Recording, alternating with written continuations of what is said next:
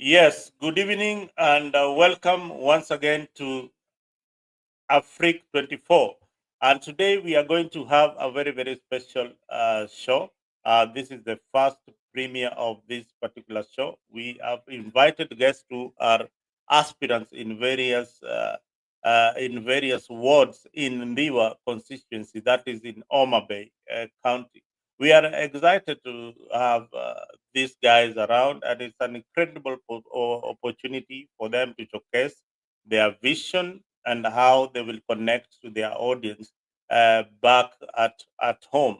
And this experience will give you at least an overview of the kind of candidates that you expect on the ballot on 2027. So stay tuned and watch the county spotlight. And my guests today in the studio are they may be known to you guys back there, but to me, I'm meeting them for the first time, and I will let them introduce themselves. On my right, I have Victor. Please, Victor, can you introduce yourself?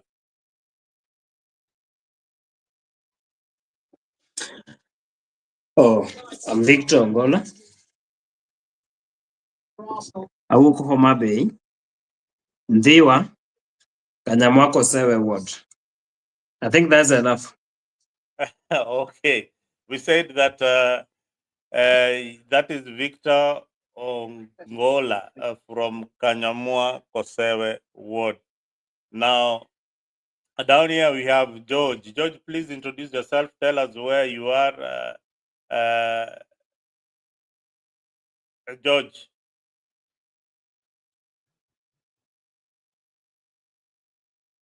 Put your mic on.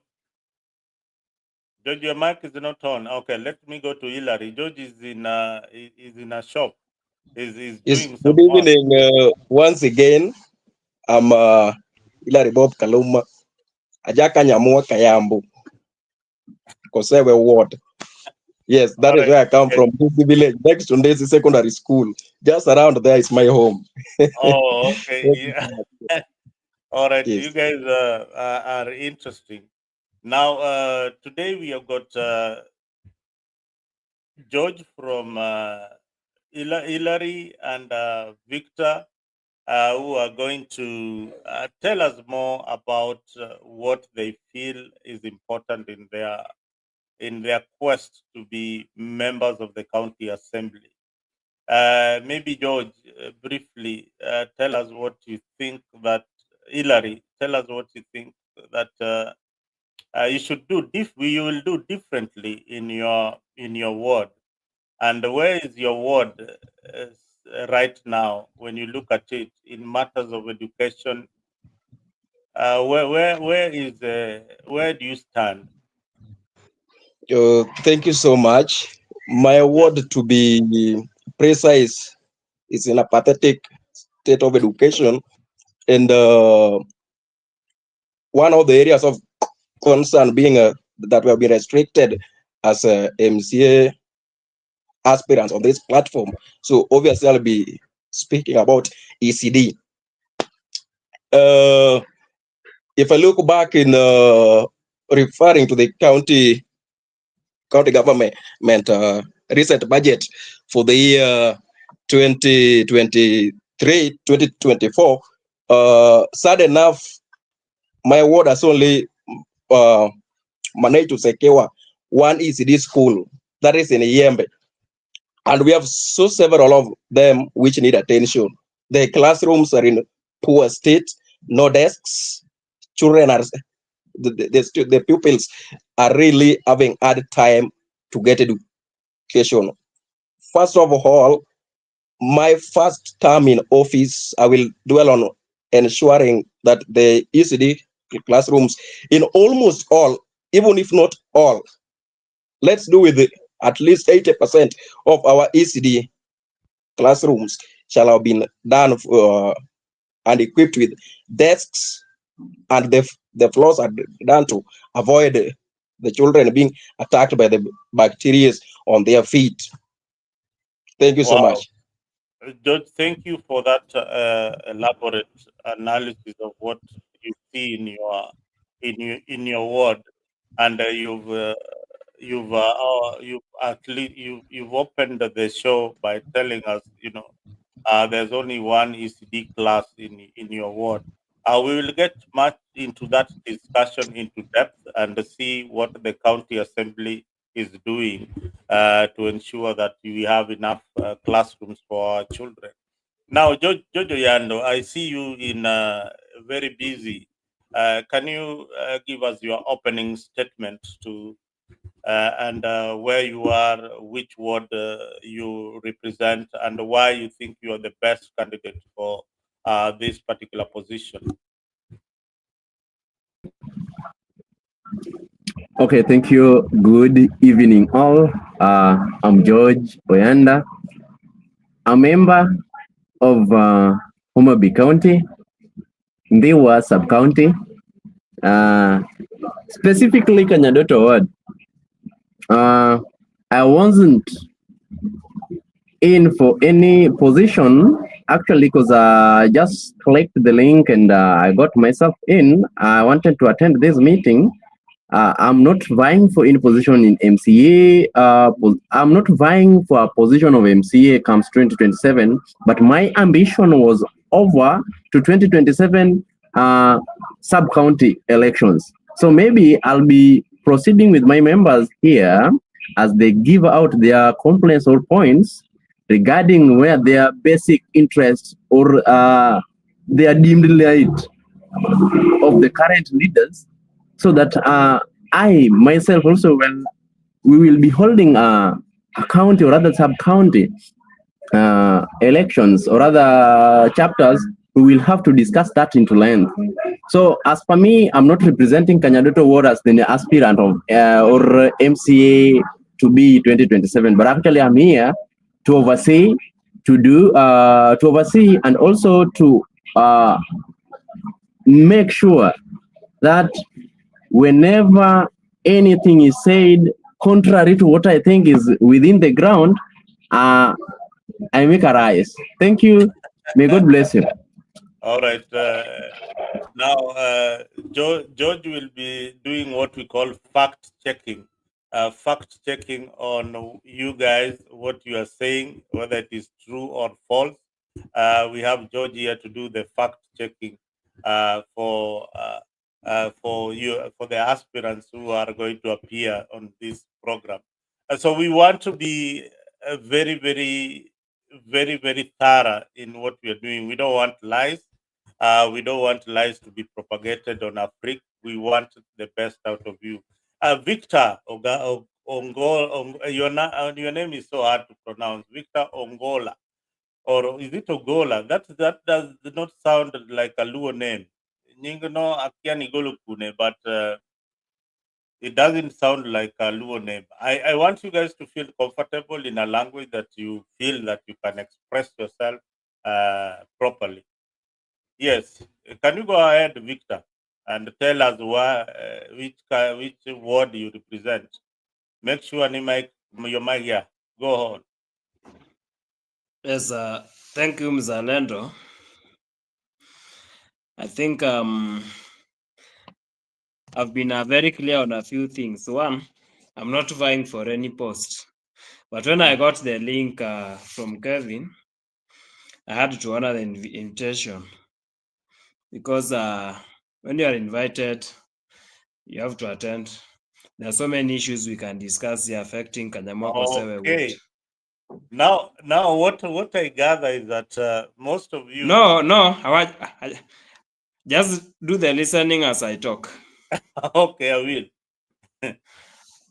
So, I've never said it anywhere that I want to vie for any post. It is on record. I've never done that. But when the time comes, we'll know. For now, if I find a platform where we are discussing issues affecting our people, especially those from Kosewe, I'll not hesitate. And that's why I'm here. So even if you invite me tomorrow or any other day on another platform, I'll still come. All right. But not on a capacity that now I want to vie for this post. My stand has been very clear. If the people tell me, like, Victor, this is what we want you to go for, I'll go for it. If they don't, I'll just mind my business here in Nairobi. Thank you. All right. I can see so many people here are you are chickening out. Mzalendo, Mzalendo, it's not new to me to see people run away in interviews when I appear. I witnessed it even back in the country. Are they scared of you It's or a good start. We are all because youthful and we can the information I got that you guys are all aspirants, but now the information I'm getting on this platform is that some of you are not aspirants, but are concerned about what is happening in the world. Actually, Zalendo, let me clarify something, Zalendo. Okay. Let George clarify something. As much as we are into this discussion, most of us were not part of the leaders who were invited. I myself, I was not invited, but when I joined one of the groups and I saw the link, I clicked it. So because I wanted to be part of this, because I have an aspiration of becoming an MP of Ndiwa, I decided to creep in. But I wasn't having this intention of coming to this meeting. Okay.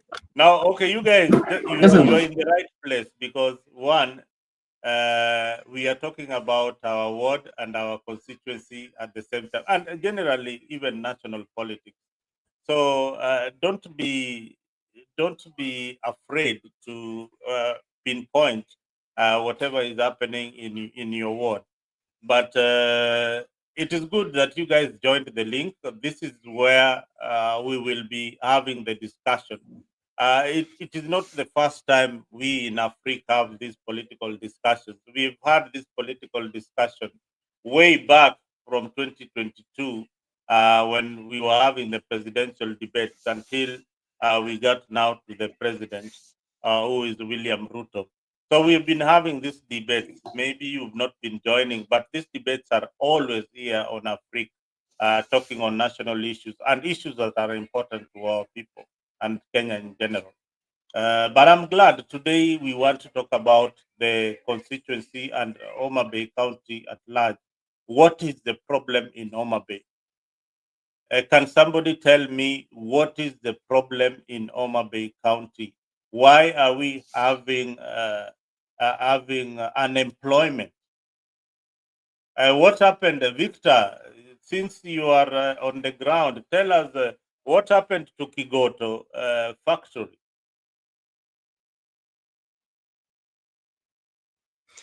I'm currently in Nairobi.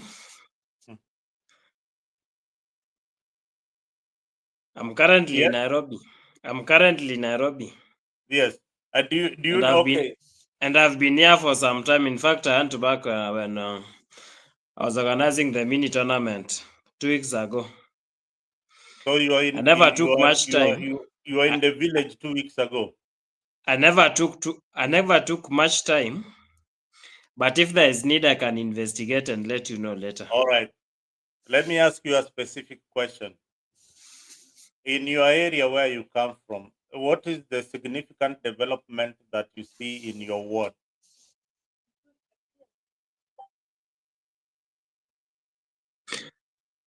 In what capacity? On economic development, especially. What are the youths engaged in your ward? Do you have good roads? Do you have good schools? Do you have water? Do you have electricity? Well, what we can say is that at least the roads, they're a bit improved. But the other things, if you talk about employment, if you talk about water, schools, you cannot I cannot do what? I even lack words to describe it, but these people have failed us. That's the term. They have really failed us. So is it the MCA, the MP, the When I talk governor? about leadership, I'm not specific to anyone. But Now I want us to listen. I want you to listen, Mr. Lendo. Mr. Lendo, listen. I know you are avoiding something. I know you are avoiding. Listen. You are avoiding something. I am the Just host. listen to me. Just listen to me. Just listen to me.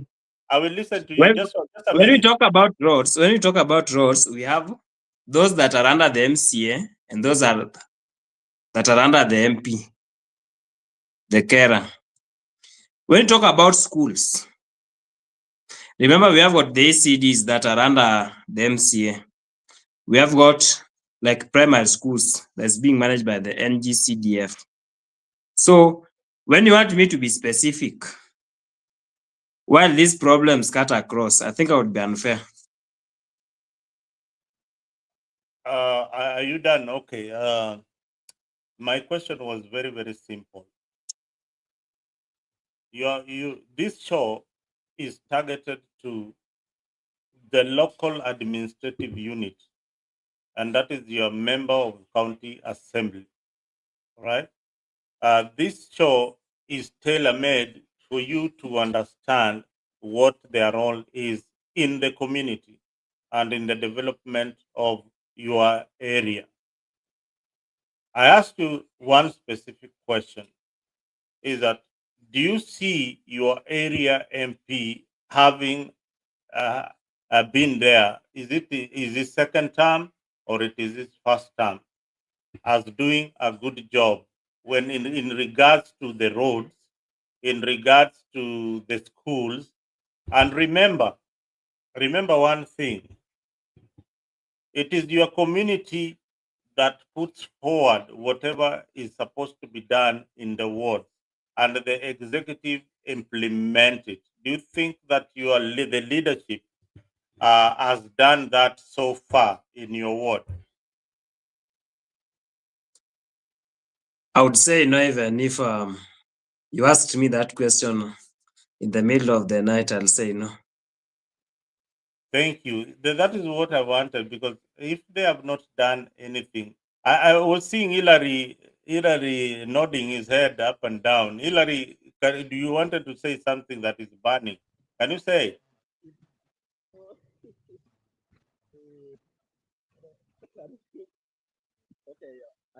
Come closer to your mic. You are away.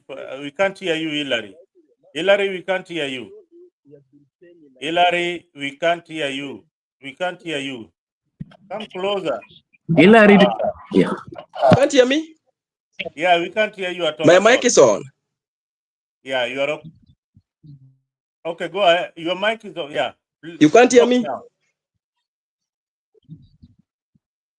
Say something. Hillary, can you say something? I can hear you. Yeah, but we can't. Can you talk? I don't know what could be the problem. Oh, you can hear me now? Oh, thank you. Thank you so much. I didn't want to rebuttal on Angola, and it would only be fair. You can. Okay, I'm saying I had Victor say. You can't hear me? We can hear you. Go ahead. Go ahead. We can hear you. Go ahead.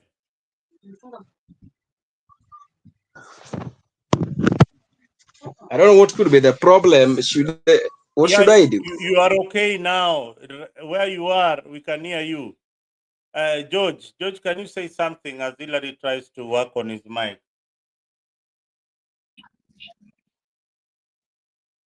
George, you've switched off your mic.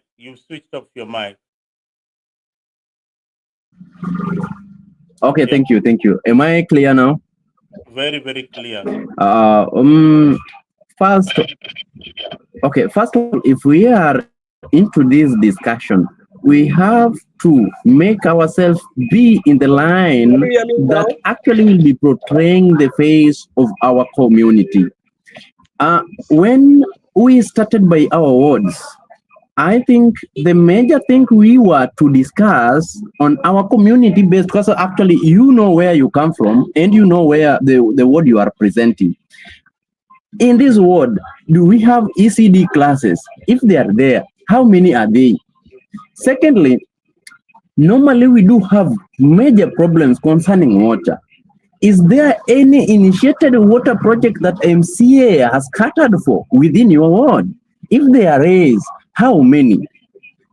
Third, we have to discuss all these processes or all these values cannot be there without roads leading to such specific places. We have to consider the roads. Are they there? And if they are there, are they in the condition that portrays what the community or rather what people wanted when you were being elected? Thirdly, we have healthcare, which is the more core value that we should be investigated, should be looked into, so that we have a better life for a better movement. Is there any renovation? Is there any health care built around nearby? And if they are within your wards, how many are they, and how many people can access it? Then, thirdly, that generalizes every word is about education. Education is the key. That is the reason why now, if you hear me, I can speak in English, and somebody in Uganda can also hear me. So the general education should be catering for the well-being of the child or the pupil, specifically to the primary student or rather pupils, because actually secondary students are more of advanced. So we are talking about primary ECD classes and all that manner of activities. So when we are basing our discussion, I think these are the major things that we should be considering. Apart from meandering, going around all these things, we, after discussing this, we will now come to realize that is your area MCA has failed or has he improved? And is your MP now failed or has he improved? Thank you. Well, thank you, George, for that elaborate statement. Now we are joined by Kevin. Kevin, karibu sana Africa 24. Maybe you introduce yourself, tell us where you are and which seat you are aspiring for. Thank you so much, Mzalendo. Speaking is Kevin Award. Kevin is going for Kubai Award. And I think the time has come that the people of Kubai should get the change that we need. Kevin Award started this journey long time ago. And I'm the FFM party leader, the Freedom Party, the Freedom Fighters Movement. We have advanced in our work of doing the oversight and majorly in our ward. In a short while, we shall present what we have been doing since we formed the Freedom Fighters Movement. Thank you, Nick. Well, thank you, Kevin, for that intro. You'll tell us more about FFM, if you are registered movement or you are just activists. So you'll tell us more about that. So you'll tell us whether you have got branches countrywide or is it something that is just within Koboi Ward. Now, back to our main discussion today is representation. We have seen among the wards in Koboi, in Ndiwa County, we have got Central Kabwatch, which has got 5,515 registered voters. And then Central Kanyamoa with 3,800 and East Kobwai with 4,000, blah blah. The figures are out there. You can see where you are if you are coming from Kobwai, like Kevin. This is the number of votes that you'll be looking for to get into leadership in the county assembly. Now, does these figures shown here on the screen? These figures represent the last voter registration by IBC in 2022. We have had MCAs in office for more than a decade, meaning 10 years. Hillary, how long has your MCA been in office? And do you see him or her improving? And maybe tell us who they are so that we can call them out. What have they done that is so significant? If they are doing a good job, why do you think that you are the best candidate for that particular position? What can you do better if you're given that position? Hillary. Thank you so much. Allow me also apologize for my network that was initially having a problem. There was an initial question which you asked about the economic nature of my word. I don't know whether I should refer to it Go ahead. first. Oh, thank you so much. I would say my ward is the most underdeveloped ward in the whole of Ndewa. And as you all know, economy of an area is solely pegged on its accessibility and in reference to agriculture taking place in that area. Even if we do a lot of agriculture in an area and yet we don't have accessibility, and I'm talking specifically about roads. And at the county level, I'm speaking specifically about access roads, or rather what we refer to as feeder roads. Now, in my area, we have a number of access roads which are yet to be opened up, and they have not been opened up. But once enough, these unopened access roads, they are supposed to open up to the above kings. You know very well, as we speak, my ward is the source of food in the whole of Mbewa, be it maize, be it sugar cane, and my ward is the largest producer of sugar cane in the whole of Mbewa. That is feeding Riat Sugar Company. The greatest problem these farmers are facing is poor, inaccessible roads. And even if we look at the ones which have been opened up, they are poorly done. There is no proper drainage which has been done on them. The graveling has been done poorly. The culverts have already been covered with the loose soil. So these feeder roads, or rather accessible roads, are in a pathetic state, making the economy of Kosewe to be in a slumbering state.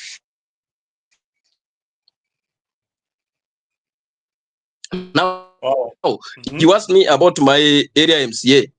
The name is Utieno Nicola, second term. My area, can you hear me? Yes. We can hear you loud and clear. We can hear you loud. My area MCA. Oh, thank you so much. My area MCA is Utieno Nicholas Awaka. Is serving a second term in the office. Personally, I can't say he has done to the expectation, because even the little he has done, it is done shoddily. If you look at the last financial year, 2023-2024. The total county budget was rated at 11.5 billion, I mean. And if you trickle it down, our ward was only awarded 2 roads to be done. First is Abdallah Range Enya Road. And the people will agree with me. Abdallah Range Enya Road was to be done in this financial year 2023-2024. And then the other one which was to be done this year was this junction to Kuyo Junction, leading to this health facility. That road has been done, yes, but poor drainage system. The culverts which were constructed there are already covered up with loose soil. That means they were poorly done, poor engineering on the road. The maraming which was done there, in Luo we say atera. The not atera mane pino biro tolo woko. So the road is pathetic and impassable, leading to unworking health facility. So my area MC has totally done nothing. What recommendation? In fact, I think you are displaying one here. I am saying this foretells exactly what my award is. To rectify this, in my first time in office, I will ensure these access roads are properly gravelled and well done to standard. I will ensure the drainage system of these roads are properly done to we have lost its network. We have lost Hillary. He was bringing some very, very important issues. Victor, you've been quiet for some time. Can you say something?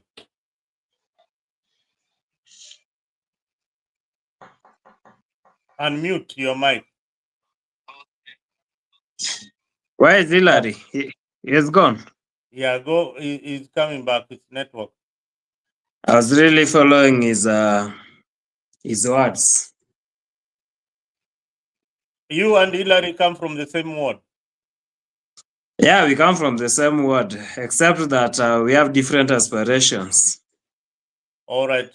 Whatever Hillary has said, can you echo whatever he has said, or can you dispute whatever he has said?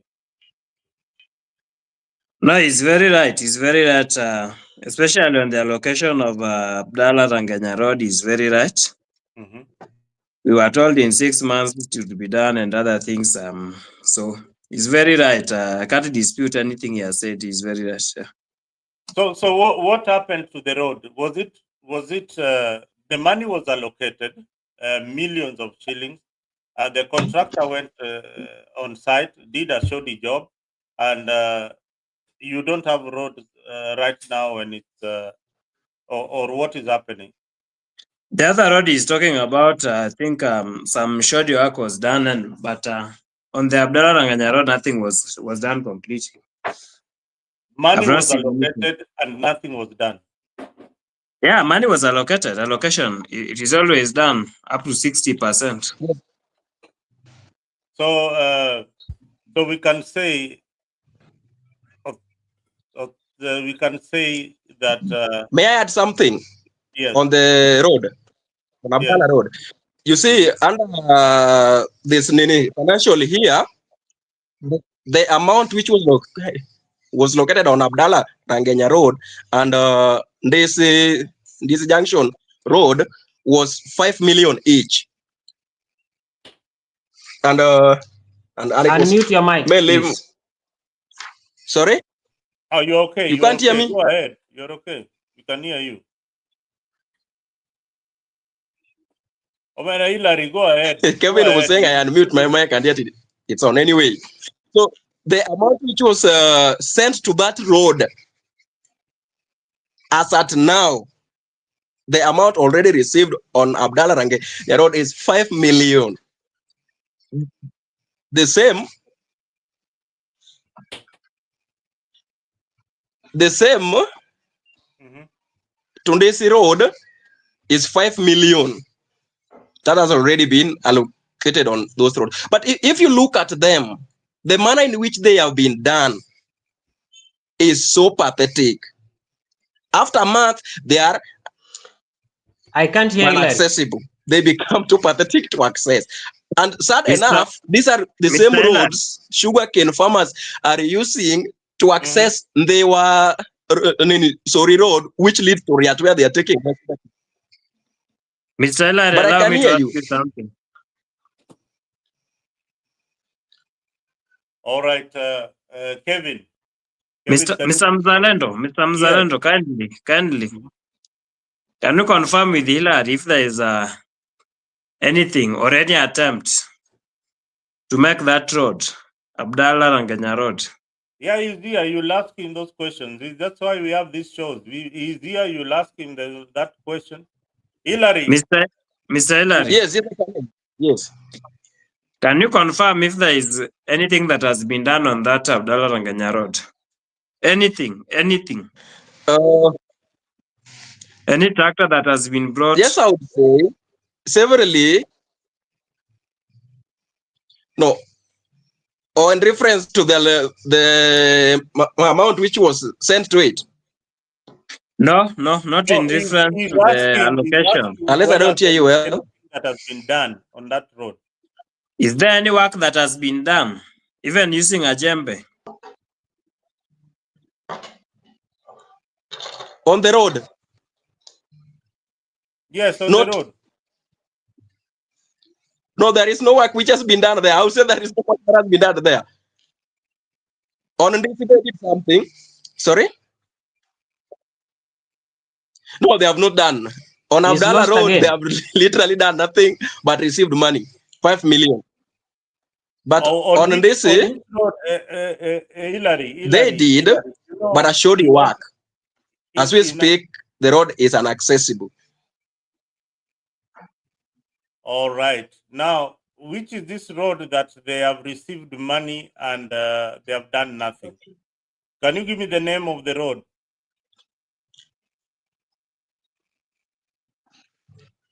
You can't hear me? I can hear you, but it's like you need to, we can hear you, but Kombali.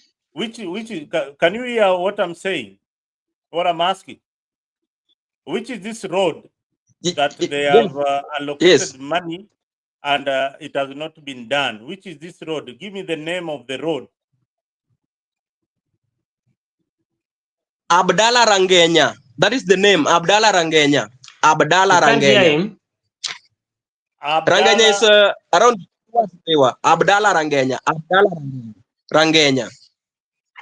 How much was allocated there?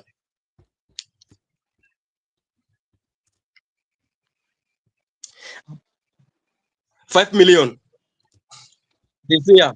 5 million this year. 5 million.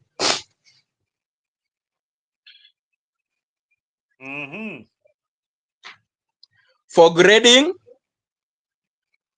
graveling, culverting. Those ones were the three things which were to be done on that road. Graveling, culverting, and graveling. All right. The same to Ndesi Health Center. They call it Kuyo Junction, Ndesi Health Center Road. Kuyo Junction, Ndesi Health Center Road. They call it Kuyo Junction, Ndesi Health Center Road at 5 million, same amount. Yes, they did some work there, and surprising enough, what made them do this? There was a funeral of the family of former education officer.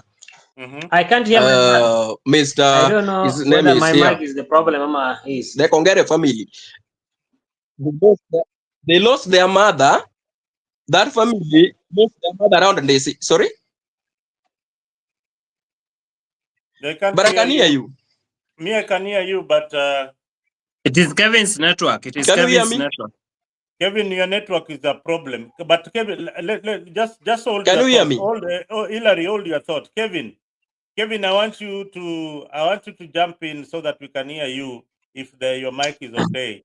Can you jump in? Thank you very much, Mzalendo.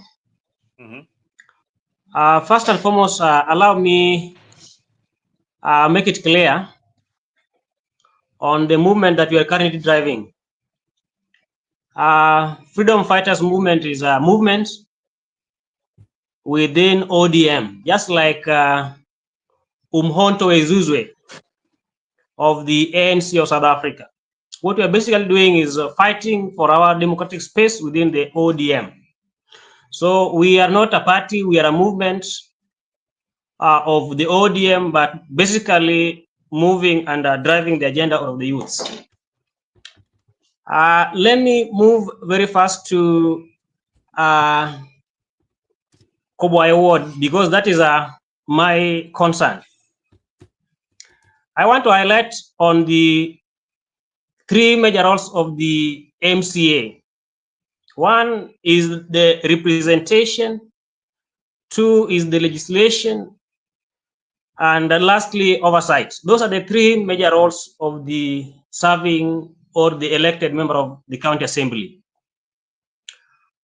My member of the assembly is Honorable Oumogindo. On rating, I want to give him 1 out of 10. That means he has dismally performed. And if this was a cause, I will, without any doubt, discontinue Gindo and send him home. I want to move very fast on the key areas or some of the devolved units. One is roads, then we have ECDs, we have water, we have health, we have agriculture, and other things that we can talk about is the empowerment, both to the youth and to the women. Just like my brother Hillary is lamenting about Kosewa Ward, I want to say that Kobwa is very pathetic. And we can't compare, maybe on my side, I can't compare Kobwa and Kosewa. Kobwa is the worst. And as you speak, what is going on is that the electorates or the people of Kosoko, what we are currently doing is we are planting bananas all over on our roads. That means that our roads are like farms. And I want to give an example. We have Ratanganyakwamba Road. What is currently doing on that road is banana plantation. And maybe after the end of the season, we shall have a bumper harvest. So that means most of our roads in Kobwa are pathetic, impassable. And because we don't have roads, just like what he's saying, what the MCs are doing, they are supposed to do the oversight role. Even on those roads, they are supposed to look at the amount allocated for the roads. They present the budget, then they are given the money, or money is wired for the project. So what they are supposed to do is to oversight, to ensure that there's quality work. That is contrary to what most of our MCs do. In fact, what they do, they use their proxies.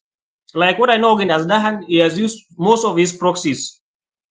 They win the tender, they take up the construction. What is done on those roads are 10%. The 90% are in his pockets. And even if today you look at Ogendo himself, you will be convinced that most of the projects are in his stomach. So that is it. So on roads, if it is rating, I will give 0 out of 10. That means we don't have any roads. And that means even the agriculture sector is completely dead. Number two, we have the most important health service within our ward, which is devolved. We have health facility. As you speak, what we have in Kobwa, are dispensaries without drugs and without doctors or without the nurses and the clinical officers. There was this project that was brought in Kobwai that gave a rays of hope. That is a Gotkojo Health Facility. Money was wired for the project, and Ogendo himself, with his wisdom or lack of the same, that information was all over.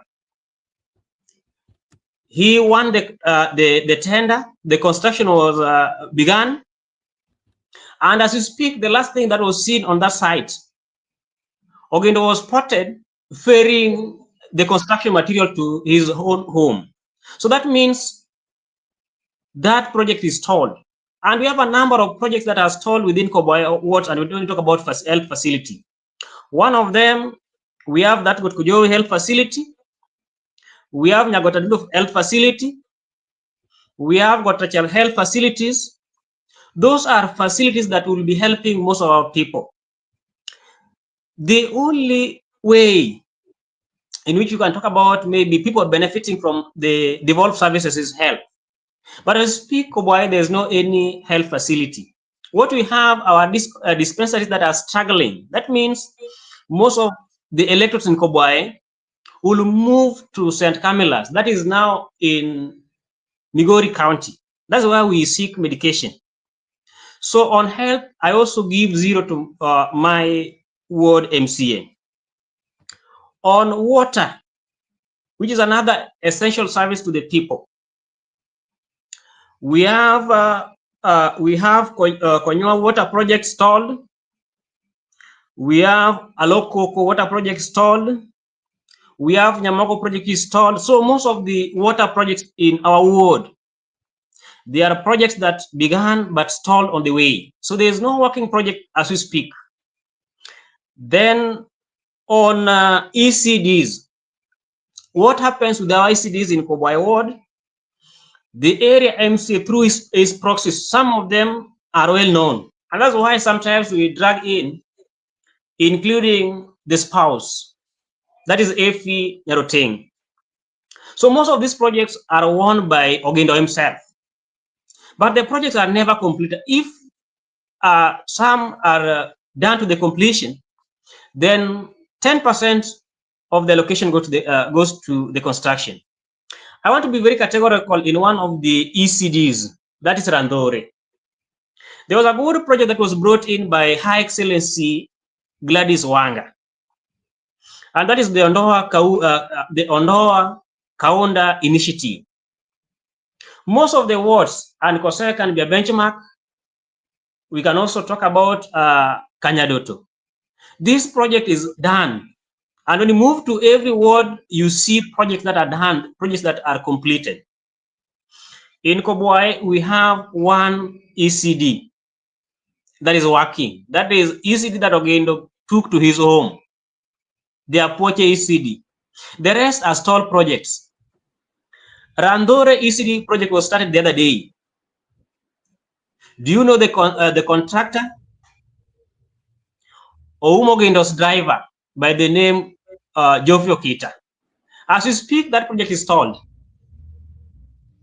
Money was wired into the account. The contractor took the money. The project is moving slowly. And in fact, I can say it is a stalled project.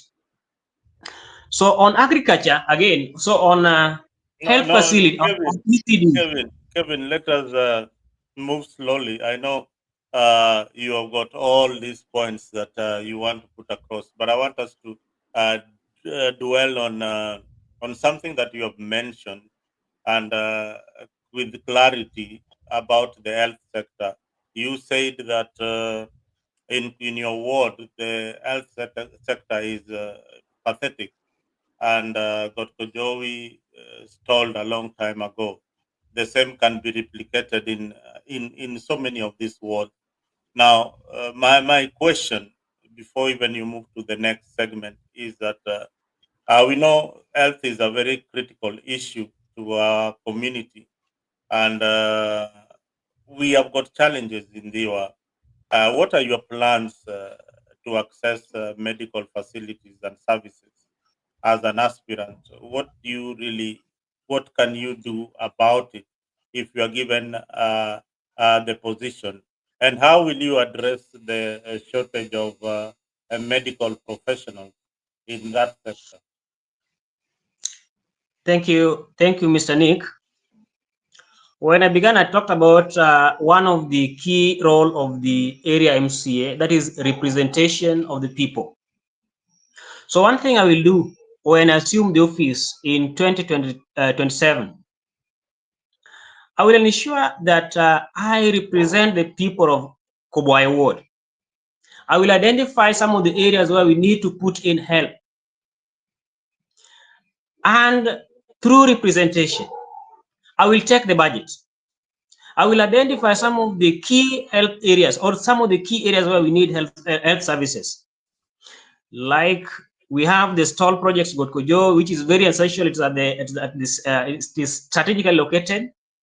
We have Ratanga LTCD, we have Randore, we have Nyamogo, so many of them. So what I will ensure is that allocation done to some of the health services, they are used appropriately. I will do what we call the oversight.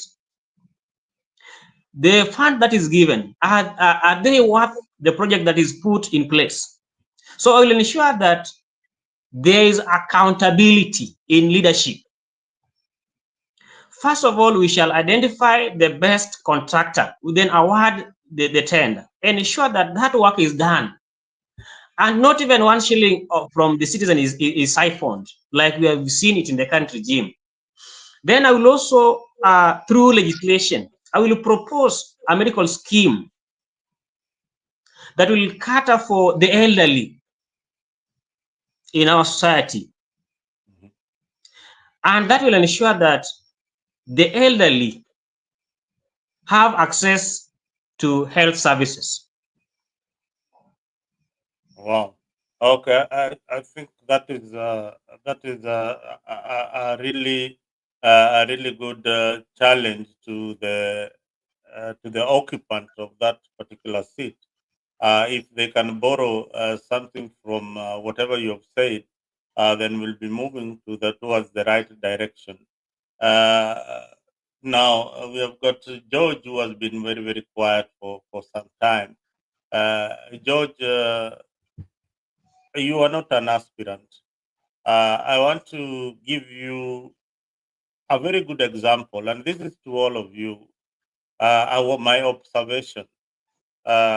When I drive from the city heading to my village, I use normally Keroka. It's called what? The Kisi Road, going to Homa Bay and Tundiwa. Now, immediately I pass maybe Masai land, then get to the Kalenjin land, then get to Kisi. I want you to visualize what you see when you drive from Kisi land. When you reach Kamagambo area, immediately when you reach Kamagambo, you start to see a community that is wallowing in poverty.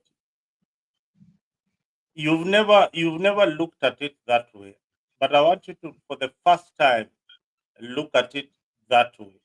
When you take a drive from Kisi, going back to your village, even take the Asumbi route from Suneka, you will immediately you finish Kisi land. The first thing you see is unproductive people. You see a community that was the land is well utilized. And then you get to our area, then you see people who are not utilizing their land properly. Yet we are just neighbors with Kisi.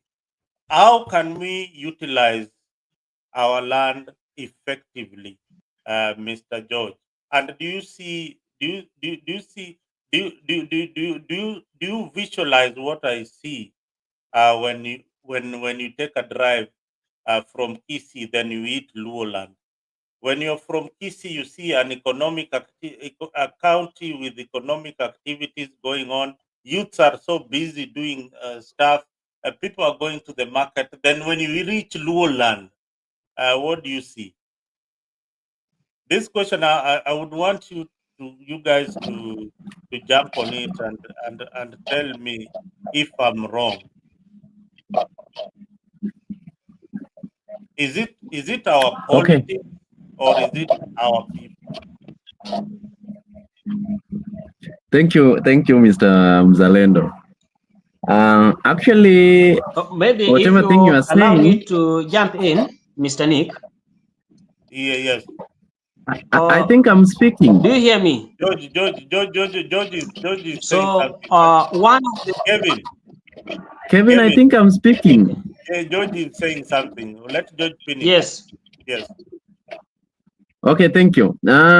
One key area that our people don't understand, and that is the only thing that is making us to lag behind, is the accessibility of roads. If you are driving just as the way you are saying from Kisii now, okay, immediately you leave Kisii, you are now getting to our side of the road. You will first thing realize that the modification, rather the grading even on our roads is more different from the grading of the other side. So the accessibility gives them first one priority that makes them do their business as well, trading fine, and our people lack what we call combined effort. We don't combine efforts to bring what we want on the table. In other words, or in other hand, we try as much as possible only to succeed on our own. We cannot proceed or have everything at hand if you are doing your things your own way. We need to come on the ground. We need to consolidate each and every part of these communities and wards and have all these areas with intelligent leaders who can easily correlate with the people to make everything accessible. Third, we have economic factor taking place, or rather the economic nature of, let's just refer to our neighboring county, that is Kisii. If you go to Kisii, they have a banana plantation. There is a very great market at Kisii that is doing a very good work concerning what they have based their mind on. If you come to our land, we are glad to be having sugarcane plantations and sugarcane, or rather sugar company. If you go to where these sugar plantations are, it is very embarrassing that no way you can access them, most likely during the rainy season. And this is where we get the problems of a child dropping off school because there is lack of fees. A child is dropping school because the plantation of the father, the sugar plantation of the father is ready but no accessible. How can it be taken out of the garden? I want to talk another key areas that most of us seem to be ignoring. We cannot have development agendas and matters be into position with our current leaders if you are disrupting the leader on its current elections. For example, my friend from Kevin Owor. Kevin Owor is complaining about the Kwabwai ward. From the Kwabwai ward, Honorable Martin Ogindo is taking the third term at Kwabwai ward. If I'm not wrong, Kevin will confirm. And as per the ground, what people say is on the ground is totally reflecting what Kevin was talking about. The reason as to why this is happening, the leaders have become so much mean, and they think that they can easily rule within the community without being interrogated. They think that just a mere way of getting closer to Raila Amolo Odinga, getting closer to the so will make them be our current leaders. The greatest problem we have been facing ever since we started elections is because people think that once you have the ticket, ODM ticket, you are free to go. Let us make this thing clear. We cannot have a developing agenda. We cannot have everything into position, allocation for the allocation of resources to the community if we are damned, if we are not speaking for the people, if we are not representing the people who elected us. So concerning the state of our wards, I don't want to get into a county general, but our ward is pathetic. Our sub county is very, very in a bad state as compared to our other sub counties. If you go to any of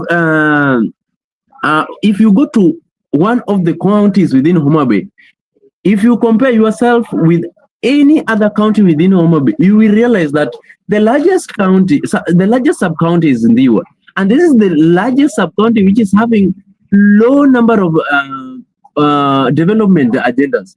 But we have a very strong people who can stand in for us.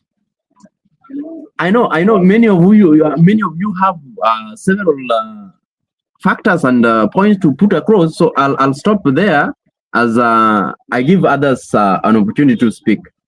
George, thank you very much. Kevin, can you go ahead? Thank you so much, Nick. Can you hear me? Yeah, we can hear you loud and clear. So when you talk about agriculture, by the way, the only economic activity we have as people from the Lake region and most Homa Bay County is agriculture. When we talk about agriculture, look at it in a broader perspective. I look at the crop, I look at the livestock, and you are also blessed with the Lake Victoria, where we have fishing taking place. But Nick, it is very unfortunate that even when you look at our county government, where Nyanga is the CEC, where Nyanga is the CEO of the county. Nick, do you know the CECM for agriculture? Basically, what I'm trying to say is that we put into positions people who have no merit, people who are clueless about what their ministry entails. So basically, when we talk about agriculture, we are looking at an economically viable place where we can have sugarcane farming taking place like Riat is doing well, a place where we can have crops like maize farming. I think it is very unfortunate that in the last regime of Cyprian Awete, we had one of the best projects put around.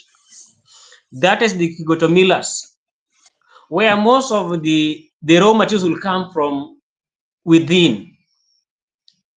Ndewa is a very good place, very fertile, that can produce maize that can push even the industry, where the industry can get its raw material.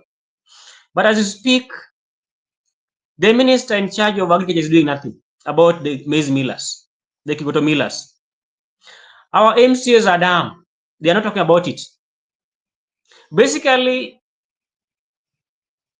Kigoto millers was looted, and they are beneficiaries of the looting. So nobody is coming out vibrant, and nobody is questioning it even before the floor of the assembly. When you look at the fishing, we have even the CEC for fishing.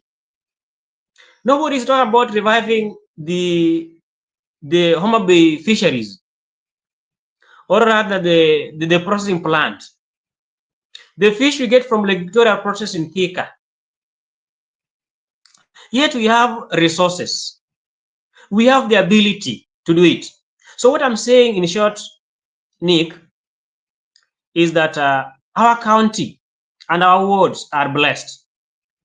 The only thing that is lacking is leadership, or rather governance, that we need to fix. And this is what I'm saying, that when we get into this position. Kevin, for the sake of our viewers, this milling factory called Kigoto, it's not working at the moment. We need clarity. Is it working or it is stalled completely? Kigoto Millers is told, Mr. Nick. It is in the public domain, it is told. It is not working. That what I'm saying, Nick, this was a good initiative by the last regime. That what it needs is just implementation, giving it priority, because I believe most of the electorate will have been absorbed here. People will have been empowered around. But because we have leaders who do not merit, like now the CC for agriculture will be talking about it. But it's all, it has been looted. It is not there. There is no any member of county assembly who is talking about it. So Kigoto is not working. Yet a lot of money was pumped in. Wow. So you know, this is some Cyprian Awiti, the former governor, is the one who inspired Kigoto, and he had a vision for this factory. His first time he pumped in 400 million for Kigoto factory. This factory alone, if you don't know, has already consumed 1 billion. This factory has already consumed 1 billion, and it is not working. Now, we are told that Gladys Wanga is doing a very good job at the assembly. But when you look at projects like this one, and even one Raila Odinga opened this project. I remember Raila was the guest during the launch of Kigoto factory. Now, most of you here know very well that Baba launched this factory, and it is not working. The ODM leader has been in Homa Bay many occasions, many occasions, and no leader, including the Ndiwa MP, Martin Owino, they don't talk about this as an economic empowerment to the youth and something that they can revive so that the youth can be absorbed in this area. So this is another typical white elephant project that is stalled back in the village.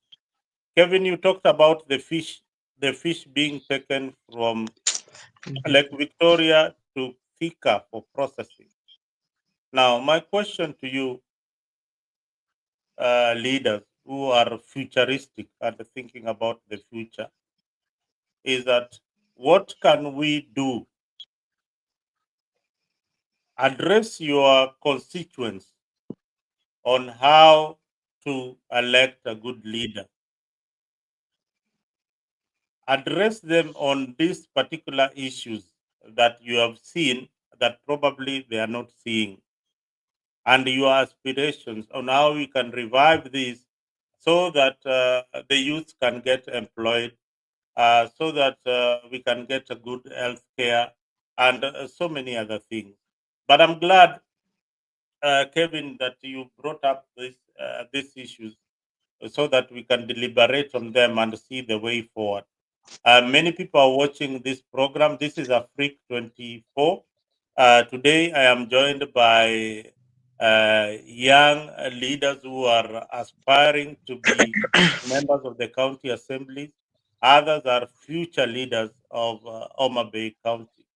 They love their county so much. They love their constituency so much. They have put their thoughts and they are now aspiring to become your next leaders. Listen to what they are saying. They have got a vision. They have got some hope for the locals in back in the wards. We want to look at what your MCA has done and why we want him to be in office in 2027 or to kick him out in 2027. That is why we have this particular show. So this is a very informative show. This is unedited. We are not going to sugarcoat anything here. We are going to say it the way it is. If your MCA is not doing a good job, jump into the show, jump into the discussion. Let's talk about it. This is the only way we bring sanity in our politics. Without this kind of discussions, guys, we will not be heading anywhere. We will be voting the same people year in, year out. Now, who is ready to Victor? Victor, you've been quiet for a while. Can you say something on Kigoto?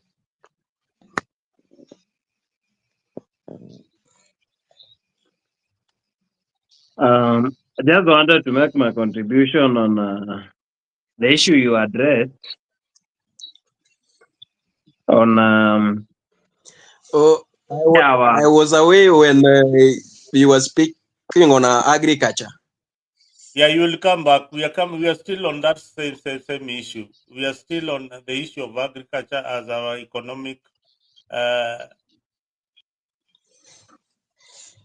stay in Homa Bay County. Victor, go ahead. So what I wanted to say was that it's all about who we elect. There Kevin was putting it. And most of the time these people we elect, they take 5 years, then they come back and tell us, nche wakonyo baba. You know what it means? Nche wakonyo baba. Kaka wase chungi party. That's what they come and tell us. No, and we buy the ideology. Let me go to the Luo dialect. Baba And we buy the ideology.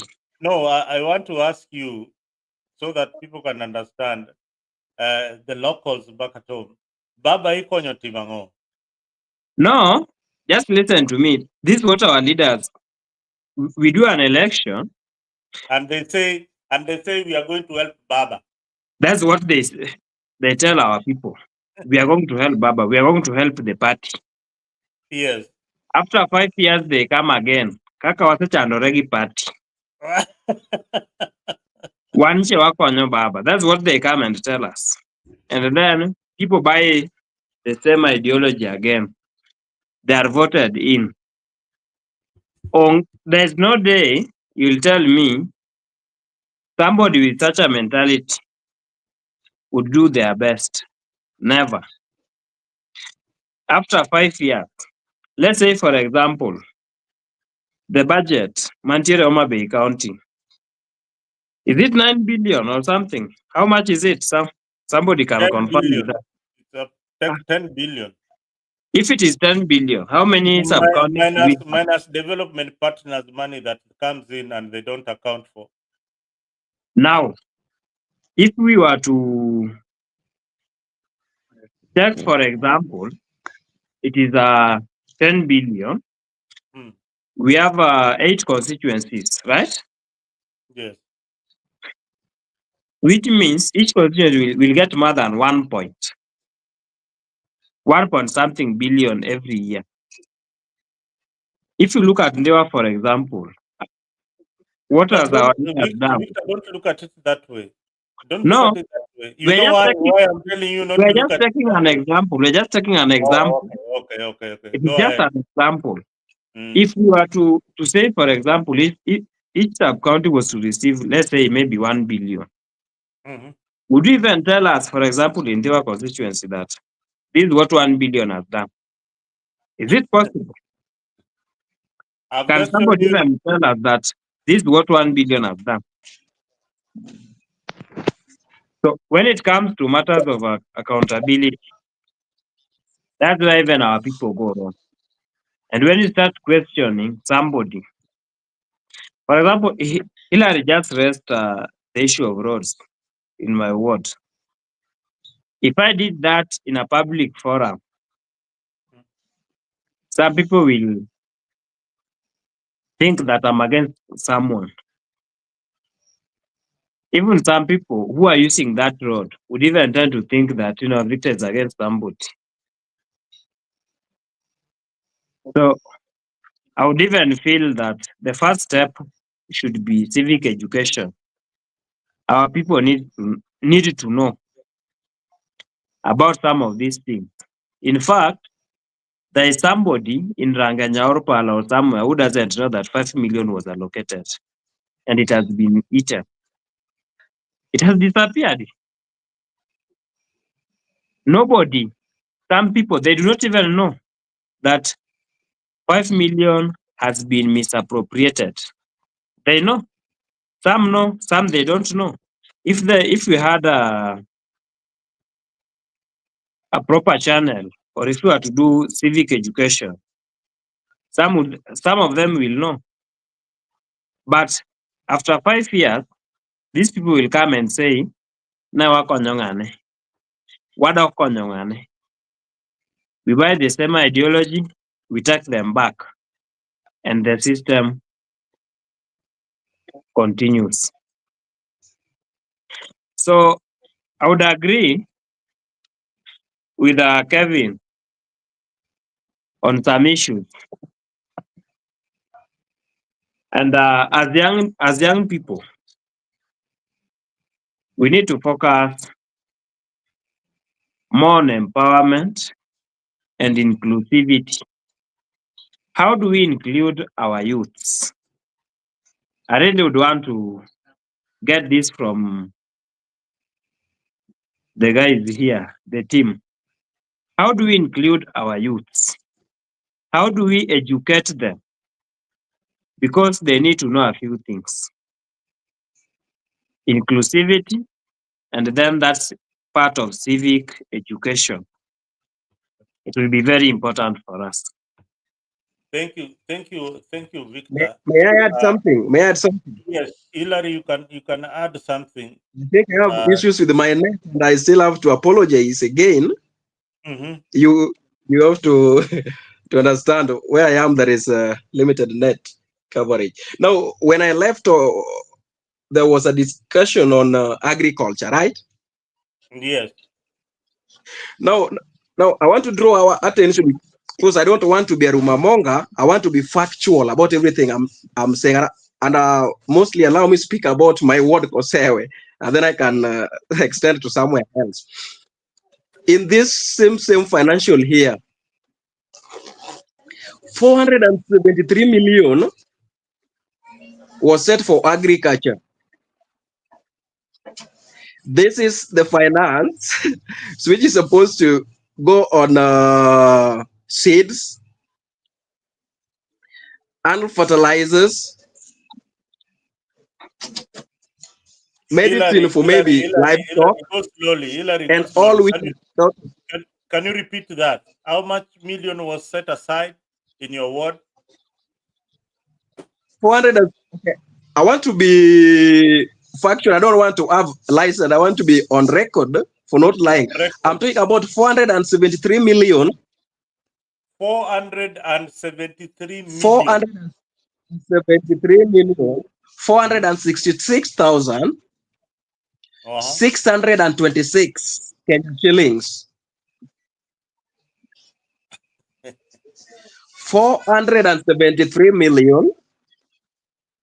466,626 shillings was pumped into agriculture department in Oma Bay in the financial year ending 2024.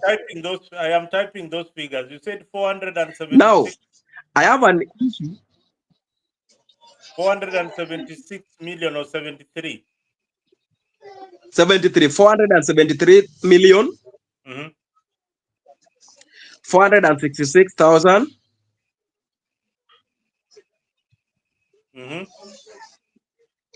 626.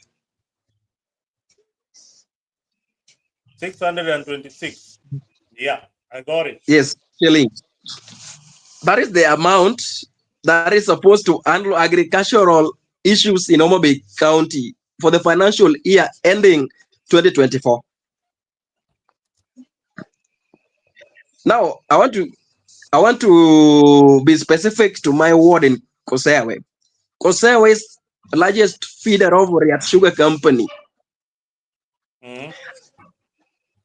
The largest amount of tons of sugar comes from my ward, Kosewe. But the sugar rates there are unfavorable to the farmers themselves. Unnecessary taxes by the by the Riyadh company,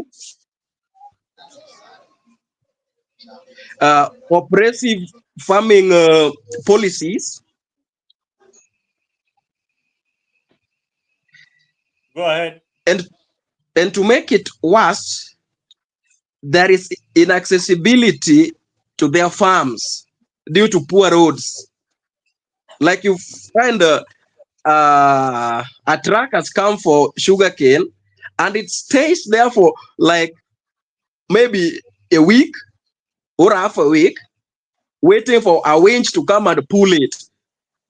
The reason being, it has been stuck somewhere on a road which has not seen a grader for years and years, yet money already allocated. Now, there is a problem in agriculture in my ward. The roads are inaccessible. People are really hardworking, by the way. We supply the Riyadh with the largest sugar tons year in, year out. But the payment rates are low. Why? Our people are being oppressed with poor pay rates. Let me refer to it to bring a point home. The rates are low on tons. The main reason is when these payment rates are being agreed upon, the farmers are not being involved. The management does it at their own will. So a farmer is being told this time around for a ton of sugar, maybe we are taxing, we are charging, or we will pay you 6,000 a ton. Next year it is 500 and something ton. Now, if you don't involve a primary player in the sugarcane farm when you are defining rates, payment rates, are you not infringing into their rights, financial rights? Obviously, you are infringing into their financial rights. When you are making rates to pay a farmer, is your he or she is your primary provider of the natural sugar cane, which used to make the sugar. You must involve him or her and see whether what you want to pay him or her is favorable or agreeable upon. Number two, delayed payments of sugarcane suppliers. The Muindi, if you walk into their high court every Friday, you find that Muindi there, and I don't have a grudge with him. He's ever in court battling late payments, delayed, unpaid, and yet the people in my ward who are sugarcane farmers have bills to pay, they have school fees to pay. Now, when you delay with paying them, or rather you pay in stitches, this percentage, this time it passes with some time, you pay later. Yet they have students in school. What are you doing to them? Injustice. Now, my area also produces maize. And I remember well, immediately the launch of this milling industry, Igoto. Yes. At Sigama, that one was the collection point of Ndewa. The largest collection point in my ward, let me be honest, was around Sigama, Guyana. It was the area where the vehicles from the county came to pick what? The maize from the people. The amount they were paying people were unfavorable. They paid them with low rates,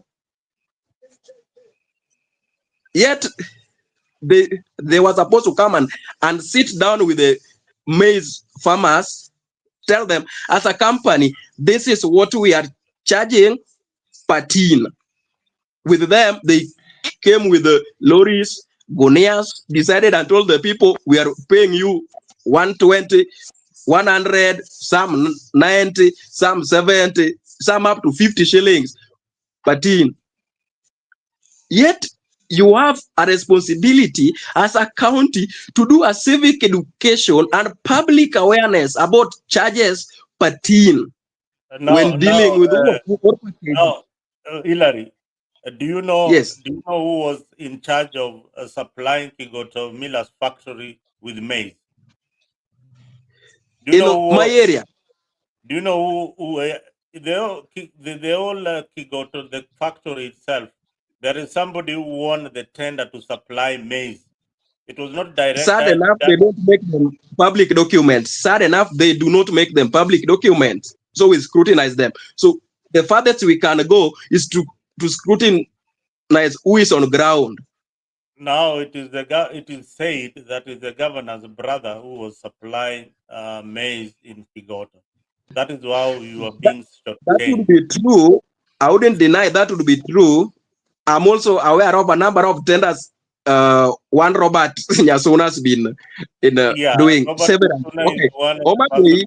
A lot of tenders in Homa Bay County. Yeah. Let me also make it a clear here.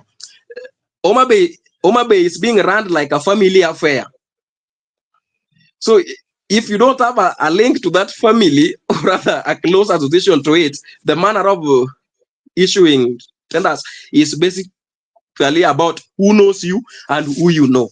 That is what is happening in Homa Bay. But I don't want to get there.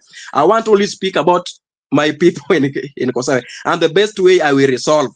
The first week of my election into that seat, I will storm at Sugar Company with a multitude of registered sugarcane farmers in Kosawe, so that we discuss favorable pay rates of the sugarcane farmers in my first week. That would help us secure better prices of sugarcane per ton, which we supply to Riyadh Sugarcane Company. Now, the issue of maize. There is a problem in Kosawe ward. If you are not close to the area MCA, you don't get any seeds. You don't at all. The seeds are supposed to be free. They are supposed to be supplied free at a public place. Oh. What they do, they have some agents who they are using, and sad enough, I'm not saying this to demean anybody, they pick any Tom, Dick, and Harry to supply them to specific persons who supported them in politics. In my area, if you are not linked to the area MCA, you don't get the seeds. Same to fertilizers. So my worry is the side where I come from is Yambo, Ajaka Yambo. The working area MCA has zero support. Let me say so in that area. Now, my issue is, how are we helping the majority of the people who did not support him to get these seeds and fertilizers? Since they are only given to people who worked for him and they're accountable. That means we are killing a number of people agriculturally. My first thing in office I will do, just a minute, I beg for a minute. In my during the first financial year, which will be 2028, 2029 financial year, I will ensure our farmers get access to the free seedlings, fertilizers, and any other farm requirement which shall have been budgeted for by the county, whether you voted for Kaloma or you've not voted for me. As long as a leader has been voted, you don't look back on who voted for you or who did not vote for you. Wow. You work for everybody without favor Or at all. without Thank you. fear or favor. That was Yes. Kaluma, the MCA aspirant for Kosewe Ward. I think there is a good candidate there in this guy, and I hope the people of Thank you. Kosewe have listened to you carefully with your deliberation. We want these bold steps. The only part that I don't agree with you is to wait until 2027 to get the farmers and confront Riyadh factory. You are a sugarcane farmer. You need to get the farmers right now and go and talk to the administration in Riyadh. Don't wait for 2027 when you are elected. You can still I do hear it. you. Yeah, Hear you you. can still do it. That will be a very big step for you politically, and you will be fighting for the people. I am joined with the Joshua. Joshua, please say hello to us and tell us whether you are an aspirant or you are just a listener. Hello guys, Yes, Joshua. I'm Collins Joshua as you can see, but me I'm not an aspirant. I'm just a listener. I want to listen and hear what the aspirants are talking about. So, where are you from, Joshua? Tell us where you are listening from and which ward do you represent? I'm listening from Viva and I represent North Kabwach ward. Thank you very much. Because this is something that affects you. Uh, we are talking about leadership in general, and I believe you have got something to talk about when it comes to the people of Kabwatch and the representation there. If you feel that there is something that you need to share that will help the people make informed choices before 2027, this is the forum to do it. So I will give you 2 minutes just to give your opening remarks of what you see generally in Oma Bay and in your ward, and what can be done about it. Please, 2 minutes. Thank you so much for the opportunity. So what I can just say that those who are out, who are in need and are willing to buy, they just have to go for it. They should not fear anyone because everything that is in our county is for us. If we fear going for it, then we will just celebrate others. So all aspirants just go for it. I am just that's all I can say. All right, thank you, Kevin. Yes, Nick. Go ahead. Mzalendo, thank you so much, Mzalendo. I was keenly following the presentation by my brother Hilary Kaloma. Actually, Kaloma said everything, and one thing I want to agree with Kaloma is that we have a leadership problem. And some of the issues that the current people are addressing from Kosai Ward and mostly Kaloma, they are things that we began addressing immediately the current MCA for Kubai Ward assumed the office. And I want to be very categorical, and I want to thank my brother for standing bold and strong to articulate some of these issues without outer of fear. Maybe just to say a few things about Kosewe. The mistake that this people did, they elected somebody who actually does not know the work of the MCA. So that is what I'm coming to. When look at the kind of government we have, and more so in our county, Oma Bay County, I don't see any problem with the executive theirs is to implement. The problem we have is our assembly,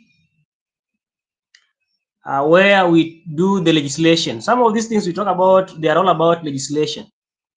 When we talk about agriculture, when we talk about the issue of RIAT, we talk about the Kigoto Millers, the backstop with the assembly. That is where policies are made, that is where oversight is done. But very sad state of affairs is that our county assembly, most of the MCAs, they become the rubber, today they are rubber stamp. And some of them have been pocketed. When look at now, for example, a unit that is fully devolved like agriculture, the executive will nominate for appointment. That will wait for the approval by the MCs. And actually what is done in the assembly is not the vetting, they only follow what has been the direction that they have been given by the governors. They only rubber stamp a process. So even issues of agriculture, we need qualification. We need those who are competent enough to handle our issues. So those who have failed the entire Ombe County, the likes of Owaka, people who are naive, who are clueless about their duty or their roles as the MCAs. In the past, we have had so many scandals within the county assembly. For example, when Faith Apuko was the clerk and Guy was the speaker plus the majority leader, the assembly itself lost 367 million. This money is gone. Nobody is talking about it. What was done, Apuko was fired, or rather impeached. Then what followed, Guy assessed his impeachment, resigned. This man is not being talked about. And even after his resignation, he got into the back door and got other appointments. And having sensed defeat from the floor of the assembly, or rather maybe from the pressure from the people, he was given another position. So in a nutshell, what I'm saying, our people, and especially people from their constituency, when we are doing the election, we should now look into the people whom we are electing to the assembly. Do they represent our interests, or they represent their stomach? A lot of money has been lost within the Ombe County. And there is no any other MCA, there is no a single MCA who is bold enough to talk about some of these issues. Like even some of the issues that we are talking about agriculture. We just need policies to fix agriculture once and for all. When we talk about low rates, do we have any member of the county assembly before the floor of the house who has ever talked about fixing agriculture, and especially the low rates at RIAT? Do they wait for the people to storm RIAT is when issues are fixed? So these are some of the issues that when we have refined, when we have competent leaders, they can do it in the assembly. When you look at somebody like Owaka, who has been the MCA for Kosai Ward, not even a single motion has been sponsored before the assembly to fix aid agriculture, to fix road, to fix any other devolved function. So our people should be very careful into whom they elect into this position. My friend Kaloma is very articulative, and when I listen to him, he represents the people. He can talk about the issues that are touching the people on the ground. The same should extend to Kobwai Ward. We have had majority leader for the second time. This is the second time that he's serving as the majority leader. One of the most powerful and lucrative positions that he can now use to even bring more service to the people. But this guy is just obsessed being close to the governor, being close to the Orange House, and I don't know. So we have issues, and one of the serious issues we have is our county assembly. The governor may have his own issues to be fixed. Like we are saying, there are so many scandals he has been doing, and he's going scot-free. But what are our members of the county assembly doing? What are they doing? So the backstop with the people to elect competent leaders into these positions and to do what we call their oversight role. So what I'm saying is that when I get into this position and become in 2027 when I become the area MCA, I will ensure that there's accountability. I will work with the people and ensure that issues affecting the people are directly addressed to the people and they are sorted within the same are sorted out. So those are some of the things that we must be very categorical about. Whom do we elect? When you look at Kosai Ward, when you give a worker the microphone, and especially with the funeral, you will say so many things that are not even helpful to the people. But before the assembly, they are very quiet. No motion, no oversight role. And like we have witnessed in the past, there's this funny character in Homa Bay County called Robert Nyasona, where all the tenders they are awarded, he wins all the tenders. We have also seen some of the close associates to the governor, like the Kasipul Kabondo, the Kasipul MP, where he has the tender to do the draining of Homa Bay County, and there is a total mess. So we have a problem. Not anybody, not even an MC is bold enough to stand with the people to oversight and to blow some of these things that are happening in our government. So I will be very categorical. We need a total overhaul. The sycophants should go home. The first sycophant that should go home is one political conman Ogindo, followed by a worker. Then a people should leave plus Baskil. For Ndewa to develop, we need competent leaders, those who can address our own issues, not those who can benefit and those who can use their cronies to siphon money or to siphon public money. So maybe we'll come, maybe we'll bring another topic, we'll talk about it. But I think that is where our problem is, the county assembly, and especially whom we elect into positions. All right, Kevin, thank you very much. I think we have almost tackled some of the areas that I wanted us to tackle. Let us jump into another area that we've really talked about, agriculture. Yes, my brother Hilary, you wanted to say something before you add. Yes, I wanted to say something. I think we talked about yes. Before you add something, I think we've talked about. Oh, it's okay. Just hold on a second, and I'll give you our next in our next segment where we want to discuss briefly on the challenges that we have in the education sector, and in just 5 minutes, I want you to tell me what you can do better in the education sector, Mr. Hilary. You've seen the performance of your schools in your ward and in Diwa in general going down many years. Thank you so much. Thank you so much. Thank you so much. I come from a ward which is blessed with an extra county school, that is Mirogi, boys and girls.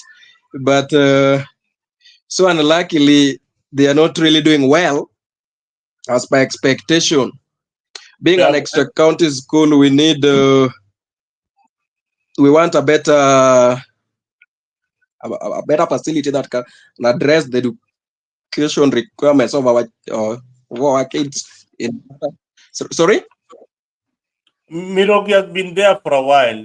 What is the problem? Are you able to hear me? Yeah, we can hear you. We can hear you. I can hear you. Myself. Can you hear me? I can hear you. I don't know. Can you hear me?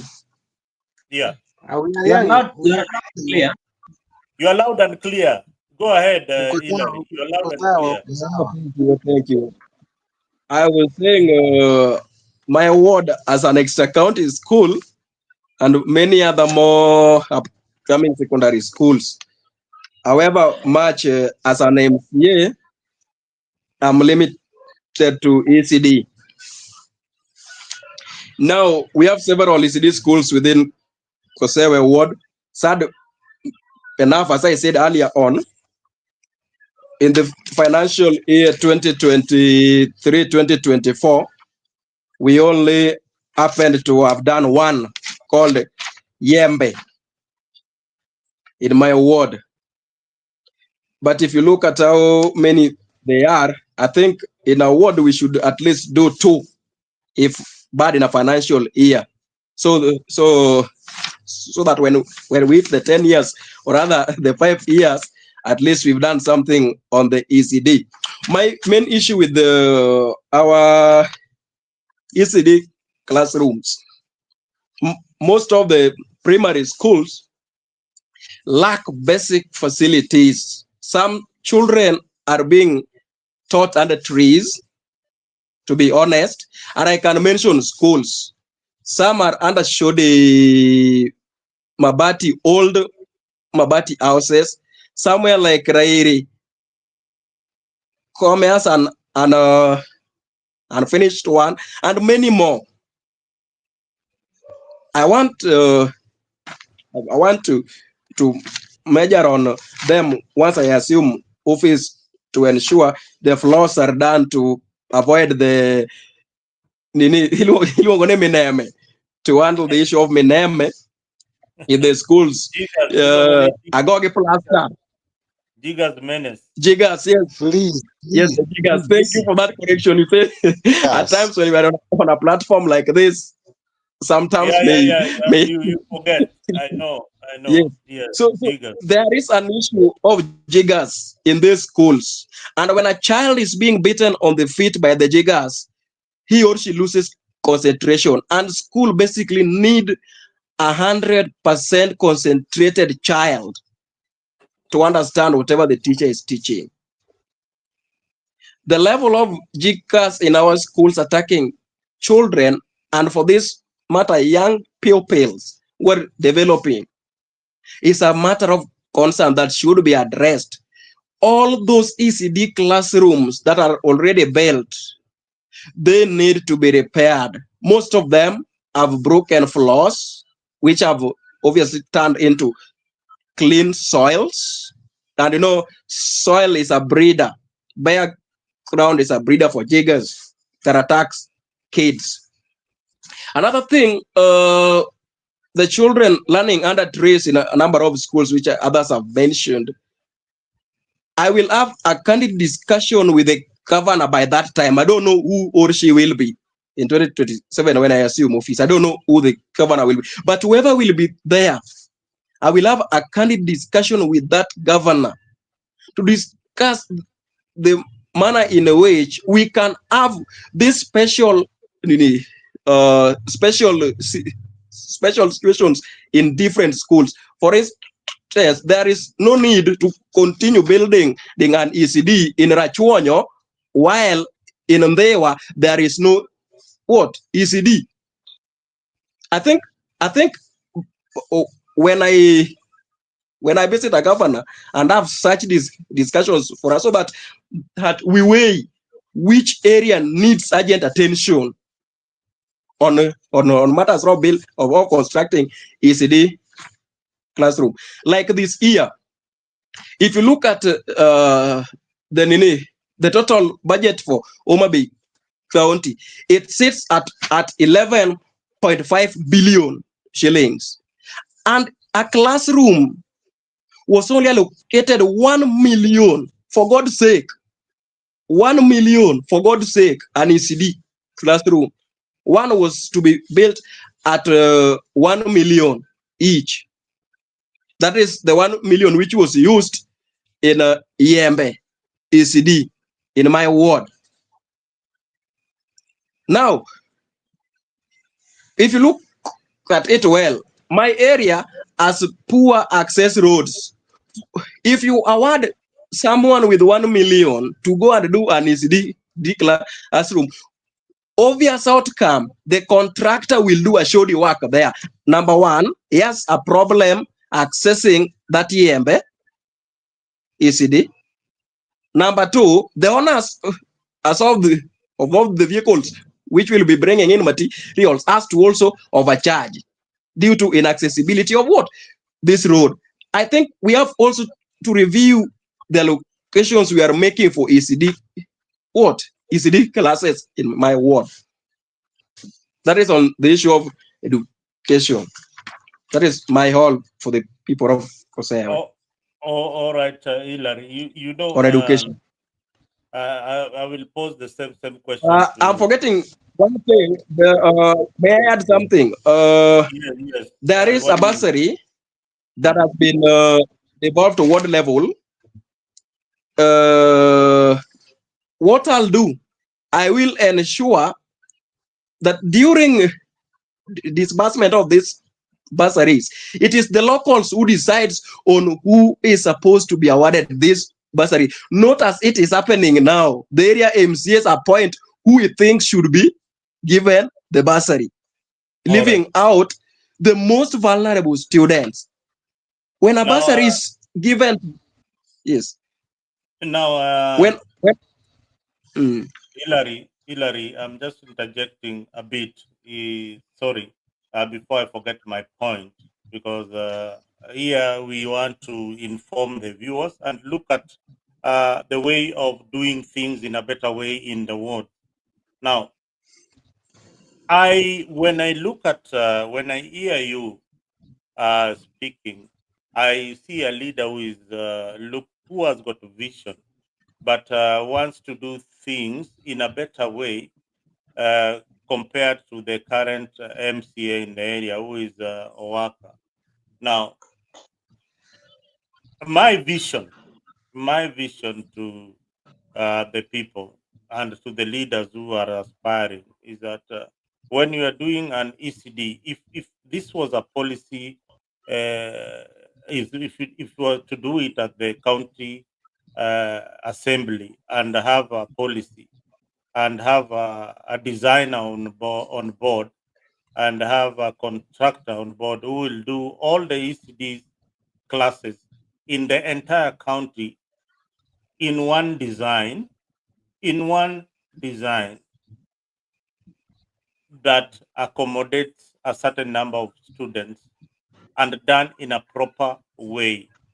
When you're talking about a classroom built with 1 million, I want you to give me a value. This is a classroom. From the way you look at it, it could be having about maybe 30 students. This is an ECD class in South Africa. It could be having about 30 students. You see the chairs are there, the tables are there, and they also have a mini laptops in the ECD classes. Plus, there is electricity in that classroom. Have we reached this level? Have we reached this level as the people of Mbiwa? Have you tried to visualize the way I'm looking at an ECD class versus the way you are looking at an ECD class? My ECD class will have chairs. My ECD class will have electricity. My ECD class will have at least 30 to 40 students maximum. Do we visualize this kind of classroom, or we are just talking about some constructor coming to construct a room without windows, without a door, without a floor, without electricity, then without any facility? This is early childhood learning education, and early childhood learning education has got so many things that people are not talking about. It is not just about the structure. It is about the facilities that will be brought into that classroom that is important to your children. And one, we don't have even the classroom done in a in a good standard way. We have them done pathetically. How do we address this as a policy? And for leaders you, Kevin, this is a question that I would want you to look at and see. I personally and Afrik, we are against MPs or MCAs giving out money in form of bursary. That is not the work of a leader. That is not the work of a leader. In the absence of you as a leader giving money, lining up my parents in the village to give them checks as handouts. Hillary has said that he will give out money in a transparent way. I say no to that. You are not. That is not your work as an MCA. To give out money in the village, that is not your work. To give out checks in the village, that is not the work of an MCA. How can we do this better, Kevin? Thank you, Nick. Nick, the only problem we have in our country are our leaders with the roaring appetite. I believe that even 1 million, when it is allocated, it can be used properly. But again, if you have people who are really leaders who really have interest of the people, then these are some of the deliberation that can be made in the assembly. At least doing 2 million for quality projects and for standard buildings. Like what I will say, Mr. Nick, what we normally have or what we normally see our MCs doing is just doing the building, just putting up a structure that some of them are not completed, the floors are not plastered. But again, just before even the completion, they allow learning to take place because they are now looking for shortcuts. So what I will do to ensure that we have standard structures that actually will support learning. One, we have talked about the accountability. We don't need the MCS doing the building. The work of the MCS is to do oversight and to ensure that the work that is done is quality.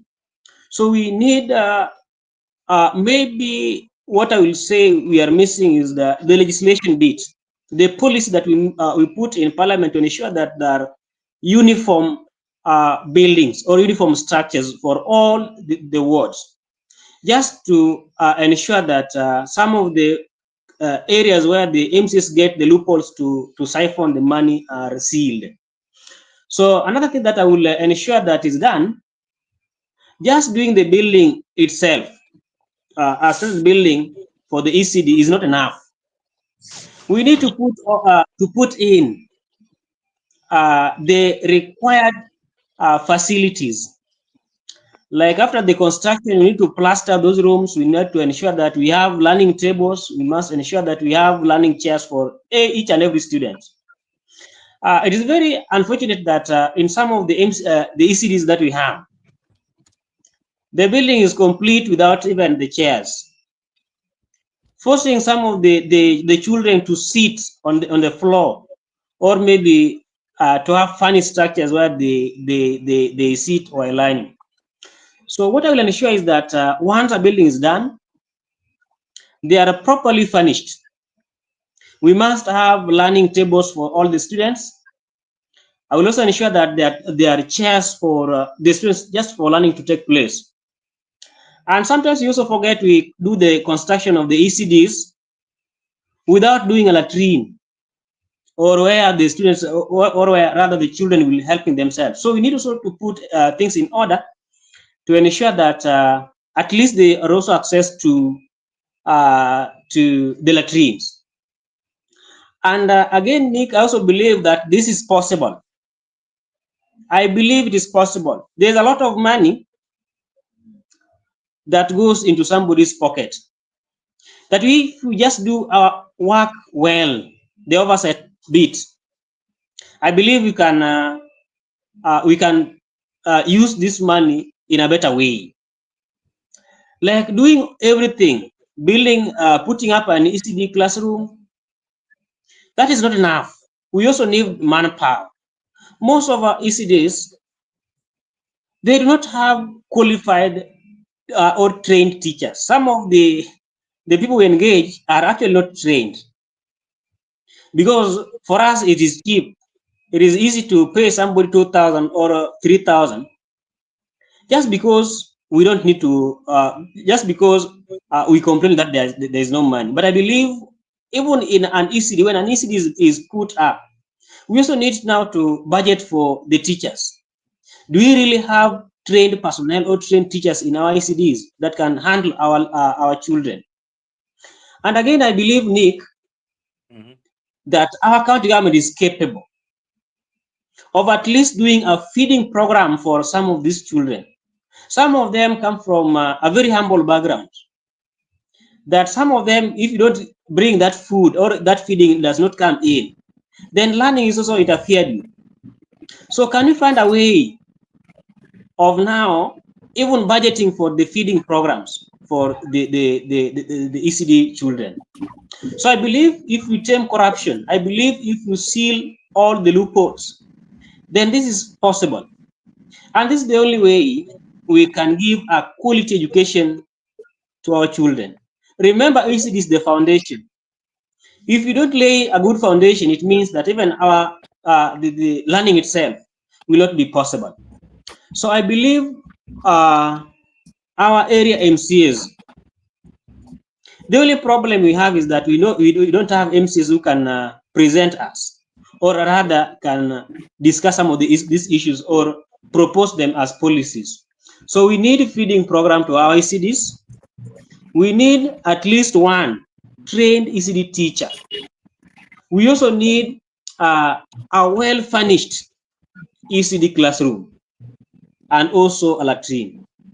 Then maybe on the issue of the bursaries, because it is very important that we discuss it, because it is also a way of promoting learning.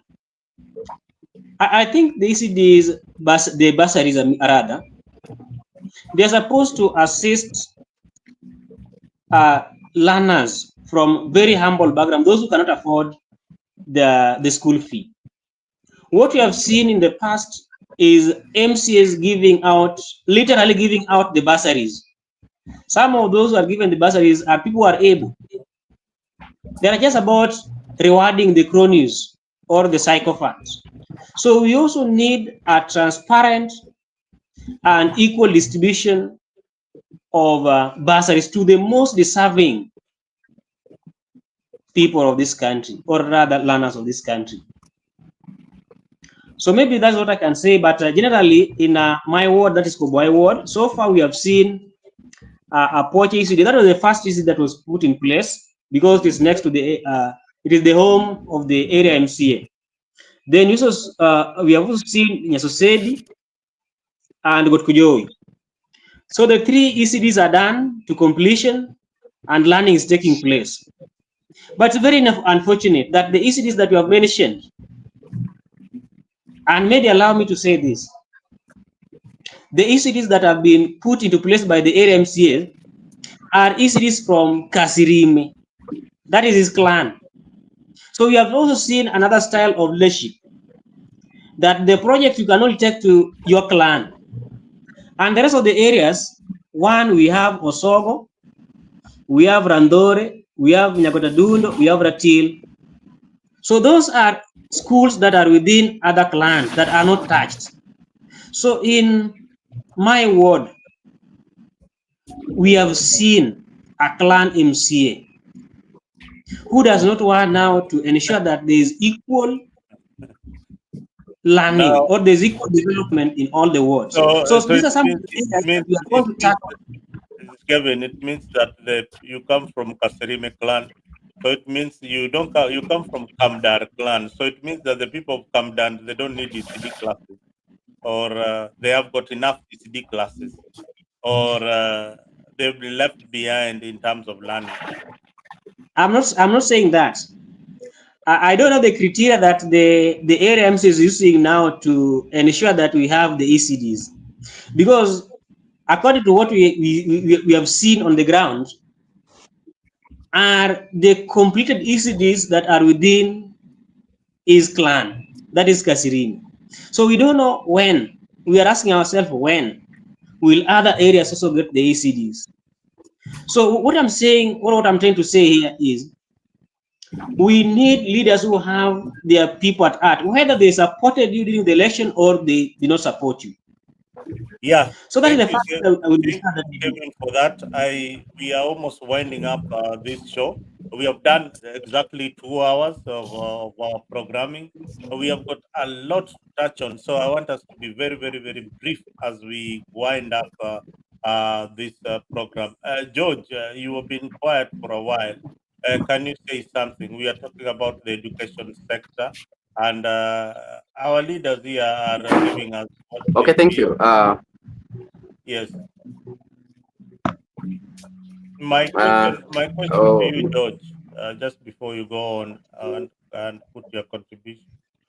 yeah. Uh, what do you think could be the best plans to have quality education and to make sure that we have enough teachers in our schools? Because I've realized that one of the major challenges that we have is the supply of the teaching staff in various wards or in the entire county.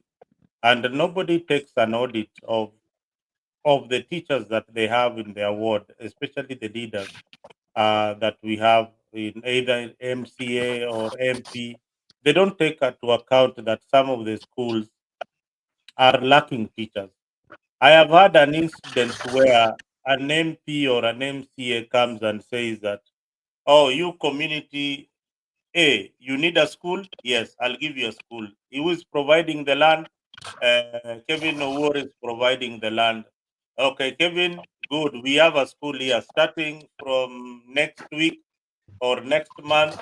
I'm bringing materials to start the classrooms for this particular school. Most of these schools have been started like that.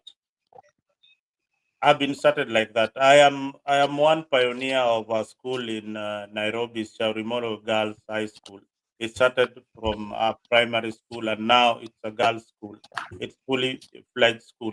I can tell you the paperwork that we did to start a secondary school was a lot, a lot, a lot. The design, the ministry had to come approve. The need had to be assessed by the Ministry of Education.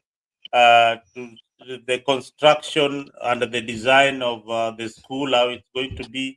This has to be approved by the ministry. But some of the schools that we are seeing in Nyanza and the schools which are coming up, nothing seems to be approved by the ministries concerned. It is an MCA comes up and say, "You want a school, you will get a school, so that you can get votes." If we can look into the proper way of doing things, George, how can we ensure that we have better learning facilities and our schools are well equipped with the teachers? How do we ensure this? Thank you, Mr. Mzalendo. I think I'm audible now. Everyone is capable of getting me. Mm. We are taking the matter of learning as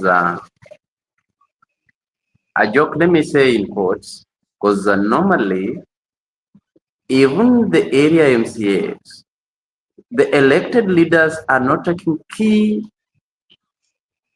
part in making education better for everyone. Why am I saying this? You find your nearby primary school. Like mine, I'm very embarrassed. From where I come from Kanyadoto Ward. I have a school just next to my place called Nguku Primary School. I completed that I learned in that school several years back. But whenever I visit the school, it is embarrassing. Why? The long time office that used to be only one office at Nguku Primary School, it is the still office which is still there, and it is still office that is operating. So we have our area MCA. I understand he is just two and a half years in office and is trying his best to maintain or to have the uncompleted projects be into position. But we are not taking education into serious matters. The leaders we have elected have dumped the education sector and they are trying to fulfill their own stomachs. I want to talk about the better learning condition of each and every child or pupil. If we want to have a world, a community that is well interconnected with education, we have to, at first, be the first priorities of enriching our own community with quality skills, knowledge available. An MCA will not come and ask you that you need a school here, right? No, the communities around will emerge, will come together and say, actually, we have been struggling. Our children have to walk from this distance to the other side only to get education. Why can't we start education nearby? When you come to an office of an MCA and you present your case in a well-recognized, elaborate manner, I think there is no MCA who is mad who will just start chasing you away. The only problem with our people too is that we do not know how to outlaw, rather to give out our points. I'm not saying that we have good leaders though, but I'm trying to say, as we the people, we need also to know how to approach matters. We need also to know how to talk to our leaders, so that when you present your case, a leader has to get into his knee and say, okay, indeed, this matter needs a checkout. But whenever we criticize the leader, then you go there again, say, we don't have this, we don't have this. As always, if you criticize someone, he won't take keener information on whatever thing you are now saying or giving as a point. Second, we have to make all these leaders be into a watch.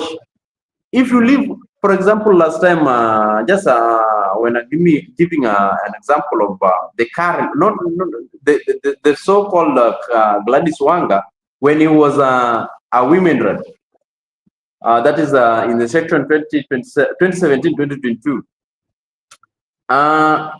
Most of the people were saying or complaining that Gladys Wanga was not working in his office. But how could he now? How could she now manage to become a governor?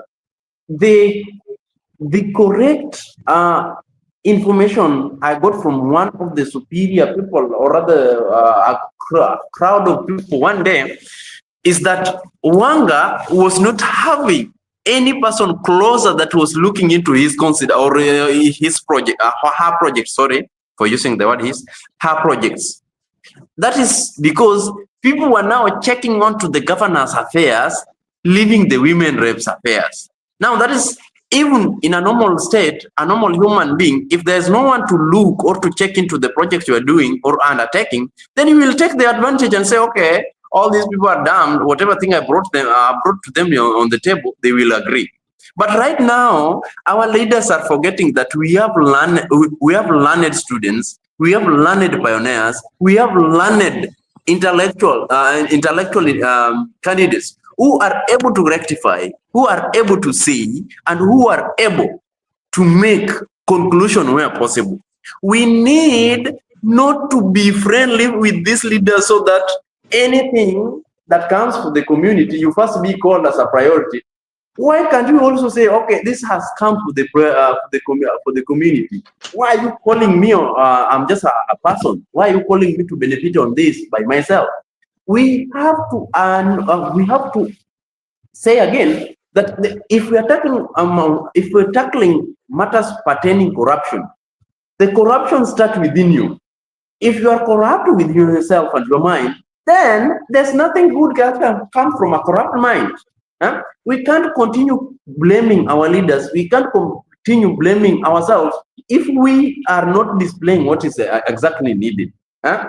We have primary schools that right now, ever since they started, have not been fenced. Why? Lack of cooperation, lack of teamwork, lack of intelligence from our leaders who can easily come out and say, this is wrong, this is right. We don't have leaders who are in touch with the communities. This is the greatest problem that is hindering our education sectors within our wards and communities. If by chance we could be having these leaders on board, each and every time we have meetings, we call them and say, okay, Honorable Apopo Lentana, why can't we have this because we have examined it, we have checked on it, and I see it can thrive. Why can't we have this? But a case where you be elected, you only be seen during or 2 months to election, you campaign again back, you go back to Nairobi. This won't help. You come and cheat us with several songs and everywhere, and you are not working. This won't help us. There is a road concerning the road connecting. I don't know whether it's based on the MCA terms or not, but I think MCA can lobby for its construction. There's a road from Mondiwa connecting the Nyamanga High School. That one is in Kosewe Ward, I think, if I'm not wrong. This road is pathetic. If you go there, crossing that road to the other side, you can even take 1 hour. But the road could be very accessible. If the road could be very accessible, you can even take a single 15 minutes to reach the high school. Go there during the rain season. My friend, you won't like it. We have the current working MCA is on the second term. He is not considering that as a priority. Why can't he make that so that the people of that community to acknowledge his work and say, actually, even if he's going for the third time, we have acknowledged his work and now he can be on the board. I'm very sad with the current situation because I myself, where I got more quality of education was from my primary schools. My primary school is where I got full equipped with knowledge, with skills. And that is the reason why now I can speak. But go to that school, very dark. They tried to bring for us electricity that nearly came, and I can only see one light when I'm going home. Current, I'm worried. Why is this? Google is the most of the performing best schools, and I know the developing money is being given, but where is this money going to? We have the selfish individuals who are taking the priorities of having the funds brought for the student to have their own aid. This is because we have the also committee members that they also prioritize their well-being. George, Yes. we need to focus on time, please. Mzalendo. Okay. I'm just winding up. I'm just winding up. We may end up at midnight. You know, And some of us suspended some things because 2 minutes, we we go to also 5 want minutes. to contribute. Okay. Just because I was not active anyway, that is the reason why time would be better because I'm taking several minutes though. Let me just also, I think we're doing an let me just wind up so that I give an opportunity to the other person. And he has even hung up. Just continue. My last point is this. We have to internalize ourselves. We have to get out of our humble abode. We have to make ourselves bold enough to face our leaders, to tell them that actually this is the right way that we should be going. We are learned. We are not ever like before. All these leaders need time, but if you don't force your issues into them, they will not force themselves into you. They will only come with a 50 shillings handout during the campaigns, and they give you to fold your eyes and say, okay, we have given you that 50 shillings that will cater for your health and everything for the next 5 years. My friend, if we are not going to take these actions, or if we're not going to take these matters into action, then we are doing nothing here. If we are not going to speak to these people, we are doing nothing. even as we are the general, or rather the next generation of not even the next generation, we are the leaders right now. We need to come from our own station. I am kind of happy with Hillary for his standout. Kevin, the same. We have to come from our state of rest and say, enough is enough. We need change, and change starts with us. For better education system to be displayed within our wards, we have to be keen on even the teachers who give our students or our children wisdom. Thank you. All right, that was George who learned May I in add something? Nguku Primary. Yes. I don't know what's wrong with your network. Just one thing about whatever George has said. I hope you can hear me now. We can hear you, but your camera is That is, off. a statement is made that we should visit the offices of an area MCA. Hillary, please log in and log back. You're hanging up. You're frozen on the screen. You're freezing. All right, Kevin, you've heard about leadership, and people appreciate when young people come up and talk about it. I know so many people are listening to this particular show. They want young people to come out to occupy those offices in leadership.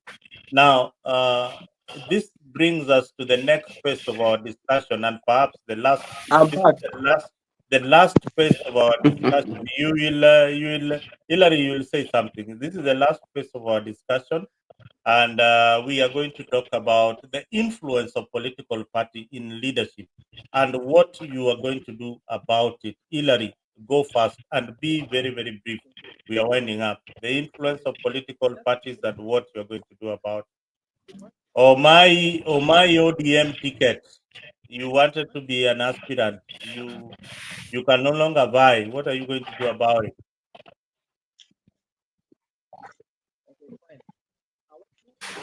Hillary, turn your mic.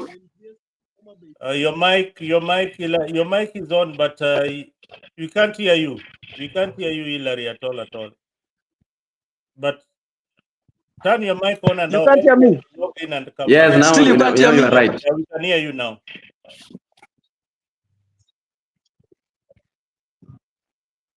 Can you hear me? Yes. Carry on.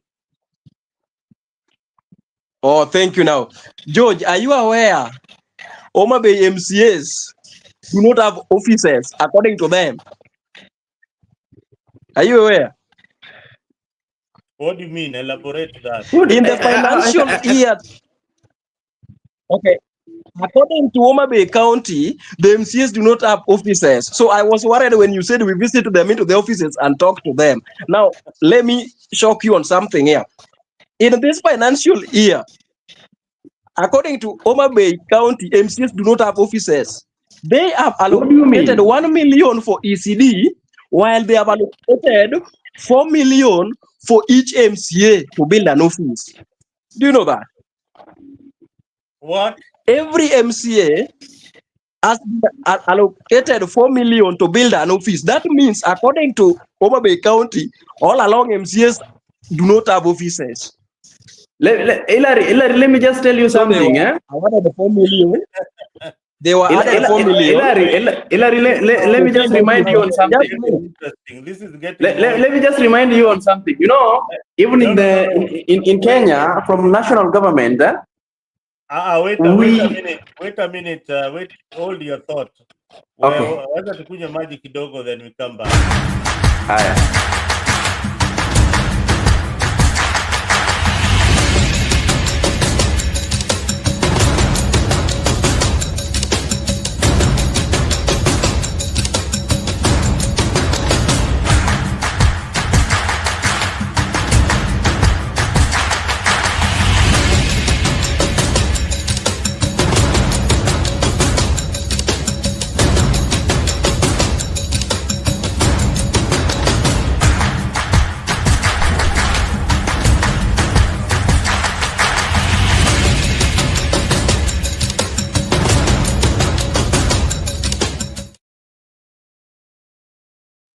Yes, Oma Bay, this is the biggest show in Eastern Central Africa, and it is talking about the MCA aspirants. These are candidates who have come out and they want to vie for these particular positions in various county assemblies in Kenya. Today, we are in Ndiwa constituency. Ndiwa constituency has approximately 51,000 registered voters. And here we are with Hillary, Kevin, and George, who are telling us what is happening in Homa Bay County and their aspiration and inspiration of what the county should look like, and especially the wards that they come from. Most of them are aspirants in 2027. We've had three-quarters of this particular show on the issues of where they stand on the issues of health, on the issues of education, on the issue of infrastructure. Now we look at on where they stand on national issues and values, especially now that we have youth in politics. How are they going to contribute to the national politics and to the agenda to shape the political discussion moving towards 2027? Hillary, you said before we went for the break that MCAs have allocated themselves 4 million Kenya shillings, while ECD classes in their wards, they allocate 1 million Kenya shillings only. That is in the Yes. financial budget 2023-2024. And remember, in the last financial year, there was also a similar allocation. This is Uwizi, this is Tagari, this is theft that is happening in Wezi Homa bila Bay kazi. County. Yes. Hillary, go ahead. Now, sad enough, they were awarded 4 million to build the offices. Hillary, Remember, come closer to your mic. Kuja karibu na mic. You are away. they Yes. were awarded 4 million to construct. Yeah. You are even getting lost. Can you log in and log back because you are frozen? You have a very important. Yeah, now, yes. Okay, now. Your network has a You can hear problem. me. Can you say something? We can't hear you. You can't hear me. We can't hear you. Log in, log back. George, Kevin, you've been quiet. Yes. Thank you, Mzalendo. So from our discussion, Mzalendo, what you can get very clear is that we have leaders who are self-centered. Just imagine an MCA approving allocation of 4 million for their offices, and all along there have been offices, they are being visited. So I don't know where they have been operating. But an ECD is only allocated 1 million. And to make it worse, an ECD is done to low standard, no furnitures, no human resource. So that is the sad state of affairs we have in our wards. And again, maybe I concur with the Hillary. For the first time, I've seen a construction done from the foundation to Linton. And that is now the Kobwai Ward MCA's office. That is the only project that began this year that has not rested, from foundation to the Linton.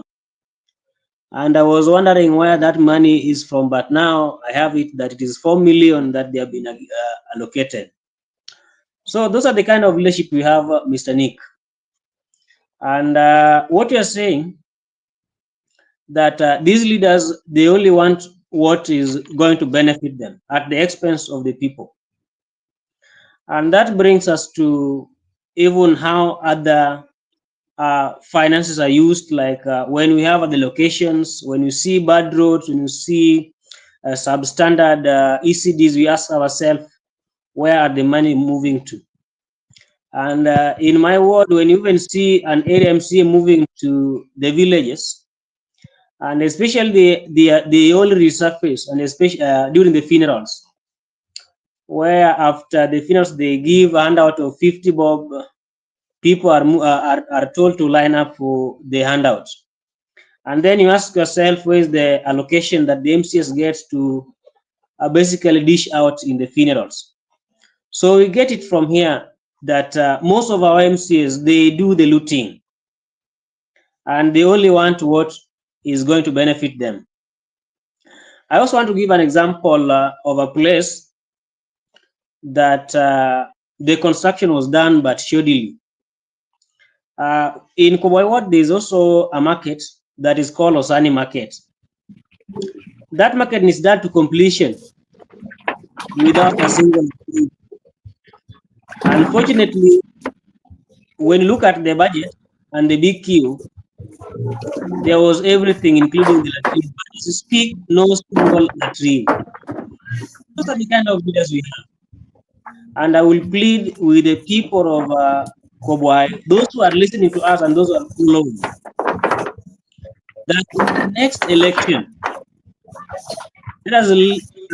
let us vote in leaders who have the ideas, leaders who really know what happens in the ground. Our leaders who want to fix the road, our leaders who have the ideas for fixing the issues and everything. This is a question that you posted that will party use the influence in election? And I want to move very fast to that question that you posted. 2 days ago, we had the ODM grassroots election. And the election was done. But one thing I learned from the just concluded ODM grassroots election, that our people are no longer, our people today are not bothered about the party. This was witnessed in a number of polling stations where people literally chased away the election officials, saying that party has never helped them, that ODM as a party has never helped them. So this, I'm very happy that some of these messages that we say are really resonating well with the electorates.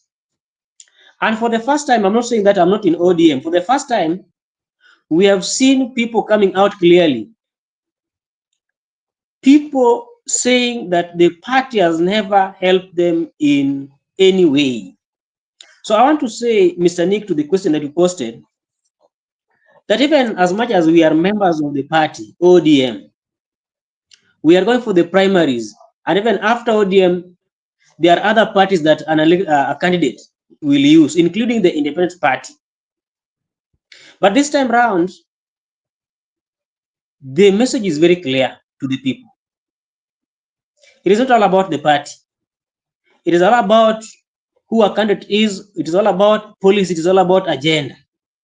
If you sell your agenda and you convince the electorate that you merit the seat, you have policies, then I think that will be the basis. That will form the part and parcel of election. We are not going to look at any party. You can either come with, you can choose to come with ODM, you can choose to use independence as the vehicle to propel you to the seat. You may choose to use the UDA. We may also consider registering the FFM party.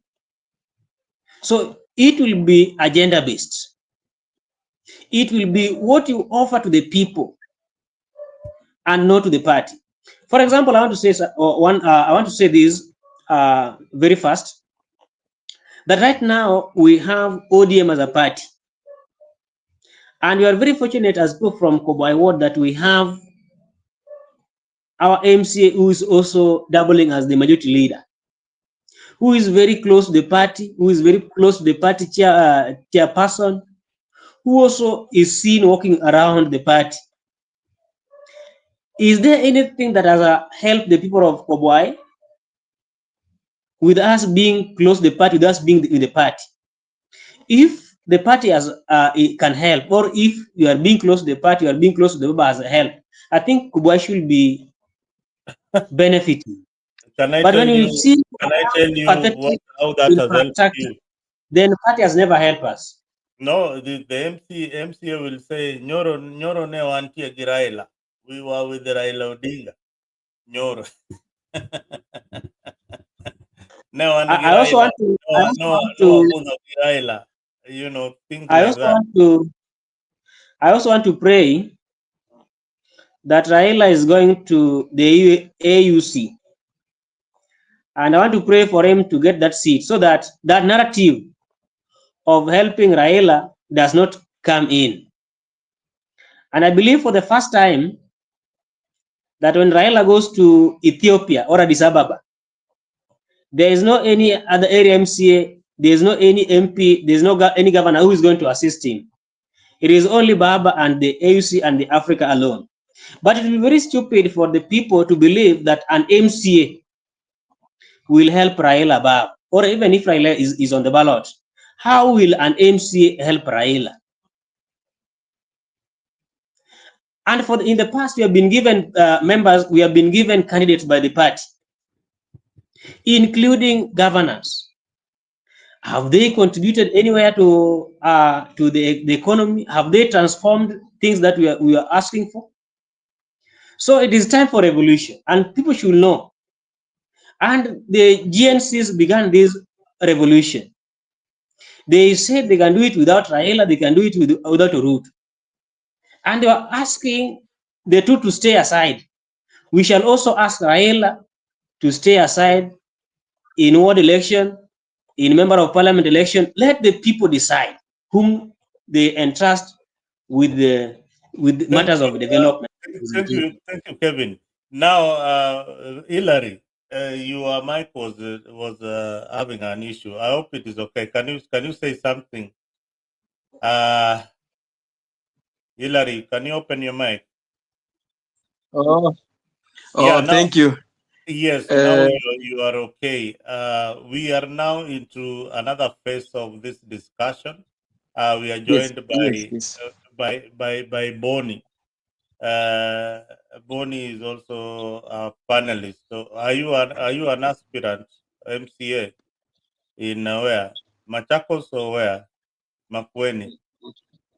So we are joined by Bonnie here, who is a regular panelist here on Africa and House.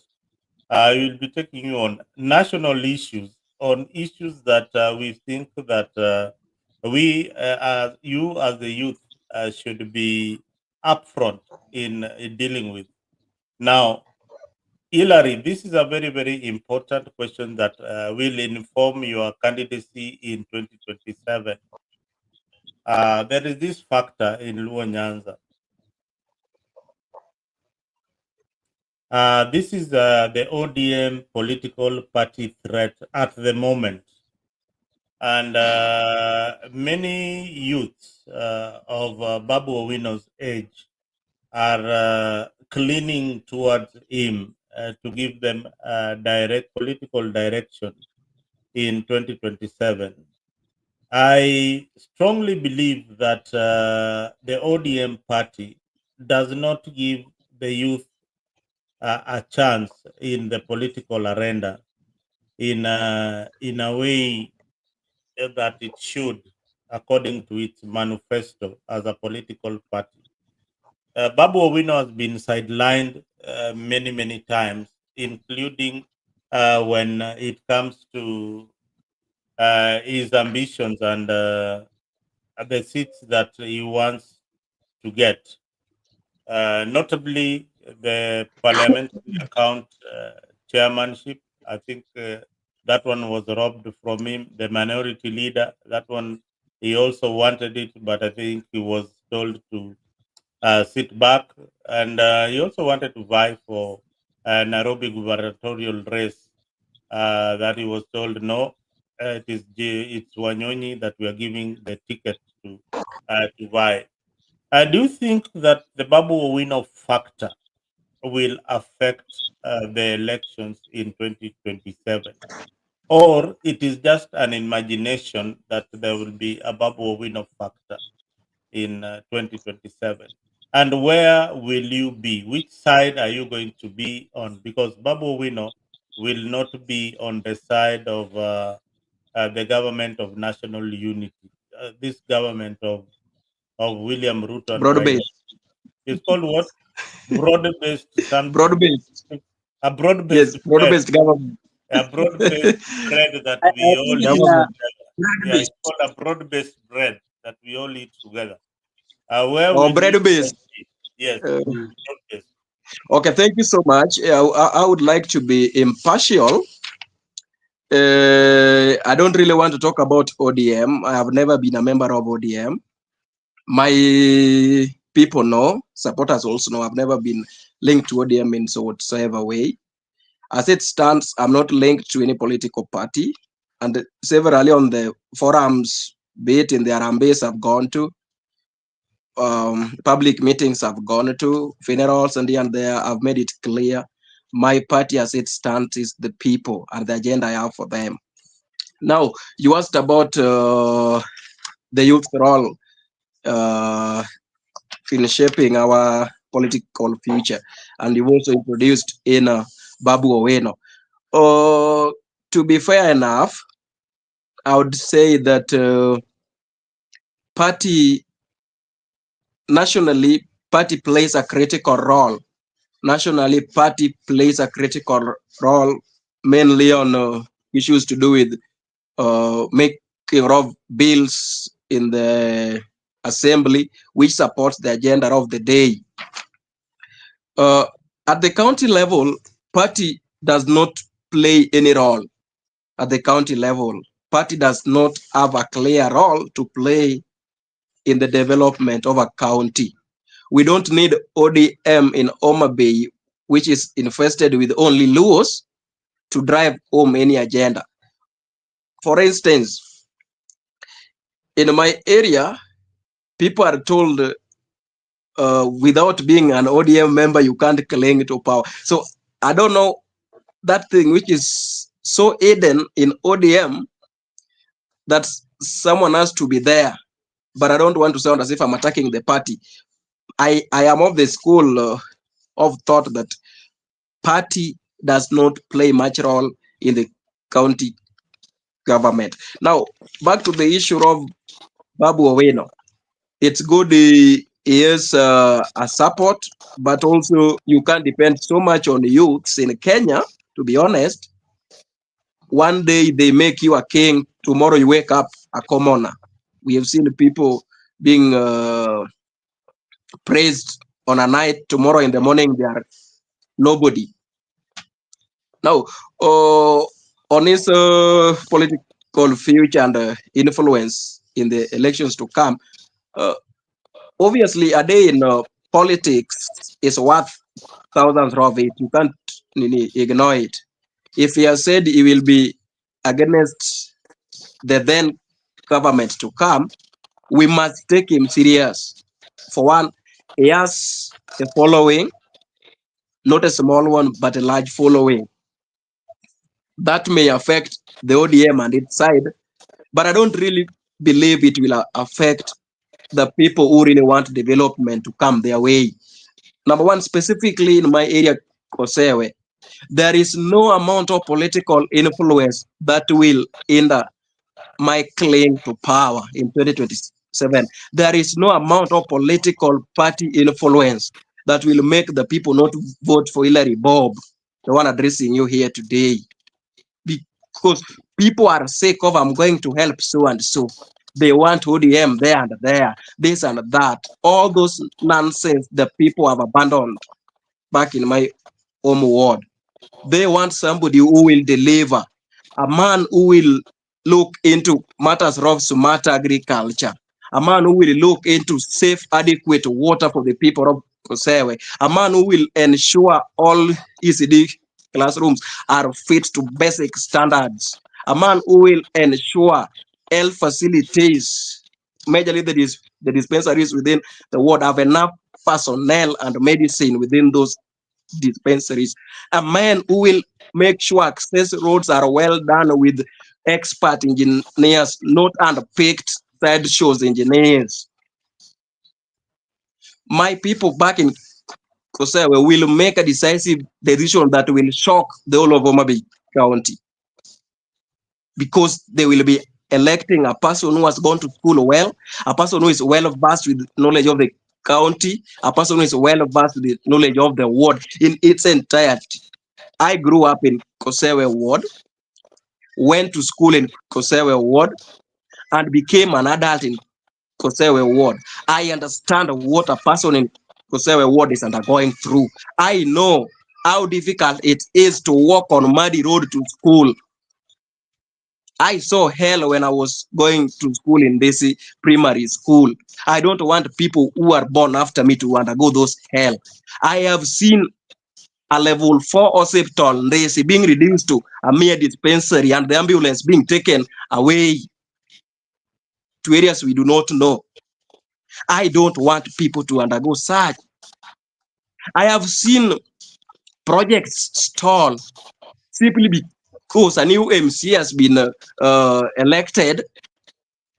So he has to abandon the already initiated projects. There is a project of water which has stalled in my ward simply because the project was being initiated in Kayambo, where the current working area MCA has zero influence. I don't want such bad leadership during my tenure. I will ensure every part of Kosewe ward have its equitable share without fear or favor, without saying here I got enough votes, here I did not get. And to wind up, to the doubting Thomases, this is the time Kosewe ward is going to shock the whole of the country, the whole of the county, and the whole of the constituency, because they will elect Hilary Bob Kaloma.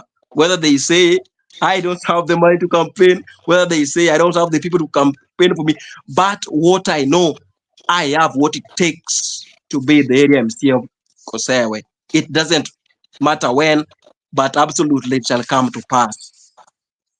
To the people of Kosewe, I request for your support. Thank you very much.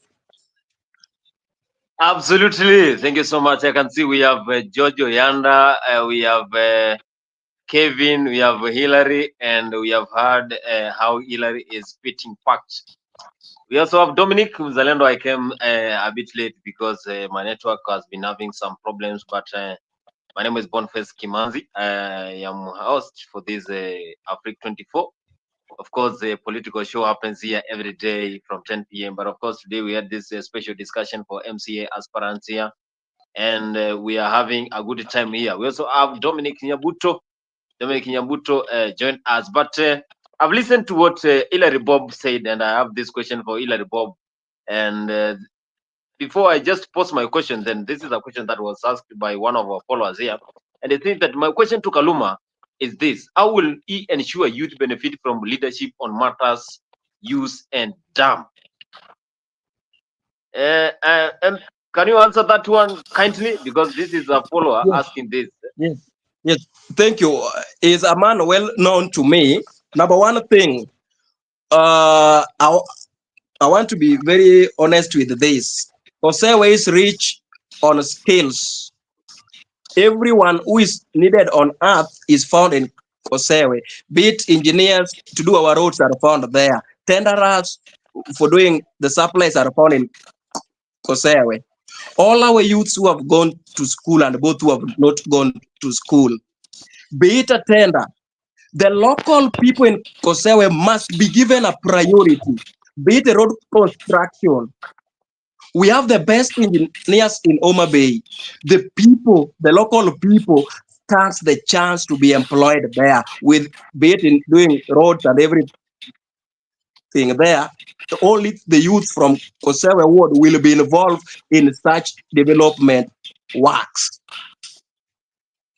Again, on the issue of youth, most youths want to be excelled on the matters of sports and culture. Through the Ministry of Sport and Culture, we shall ensure But just like other wards are receiving the sports opportunities, the sporting and culture opportunities, all youth in Kosawe ward stands a chance to participate in both ball games, or let me be honest, both indoor games and outdoor games, and excel through the sponsorship of the county through sports and culture department.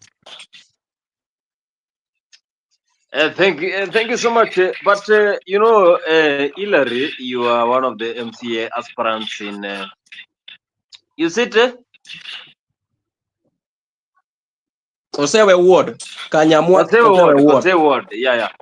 Kosewe ward, and personally, I've listened to your manifesto. But before I pose my question, then I want to welcome my brother here, Dominic Nyabuto, so that he can give the opening remarks, and also he tells us from what he has heard. Do you have those rights qualification to be the leader, and how are you going to implement this manifesto? Because personally, I've been following politics for a long time. I'm not trying to be a general man. I'm not trying to generalize, but politicians, whenever they meet the citizens locally, in remote areas, either in towns, this is what they tell us. But at the end of the day, when they get there, they just change the locations, they change their phone numbers, and they quit Thank you. local areas. So, Thank you.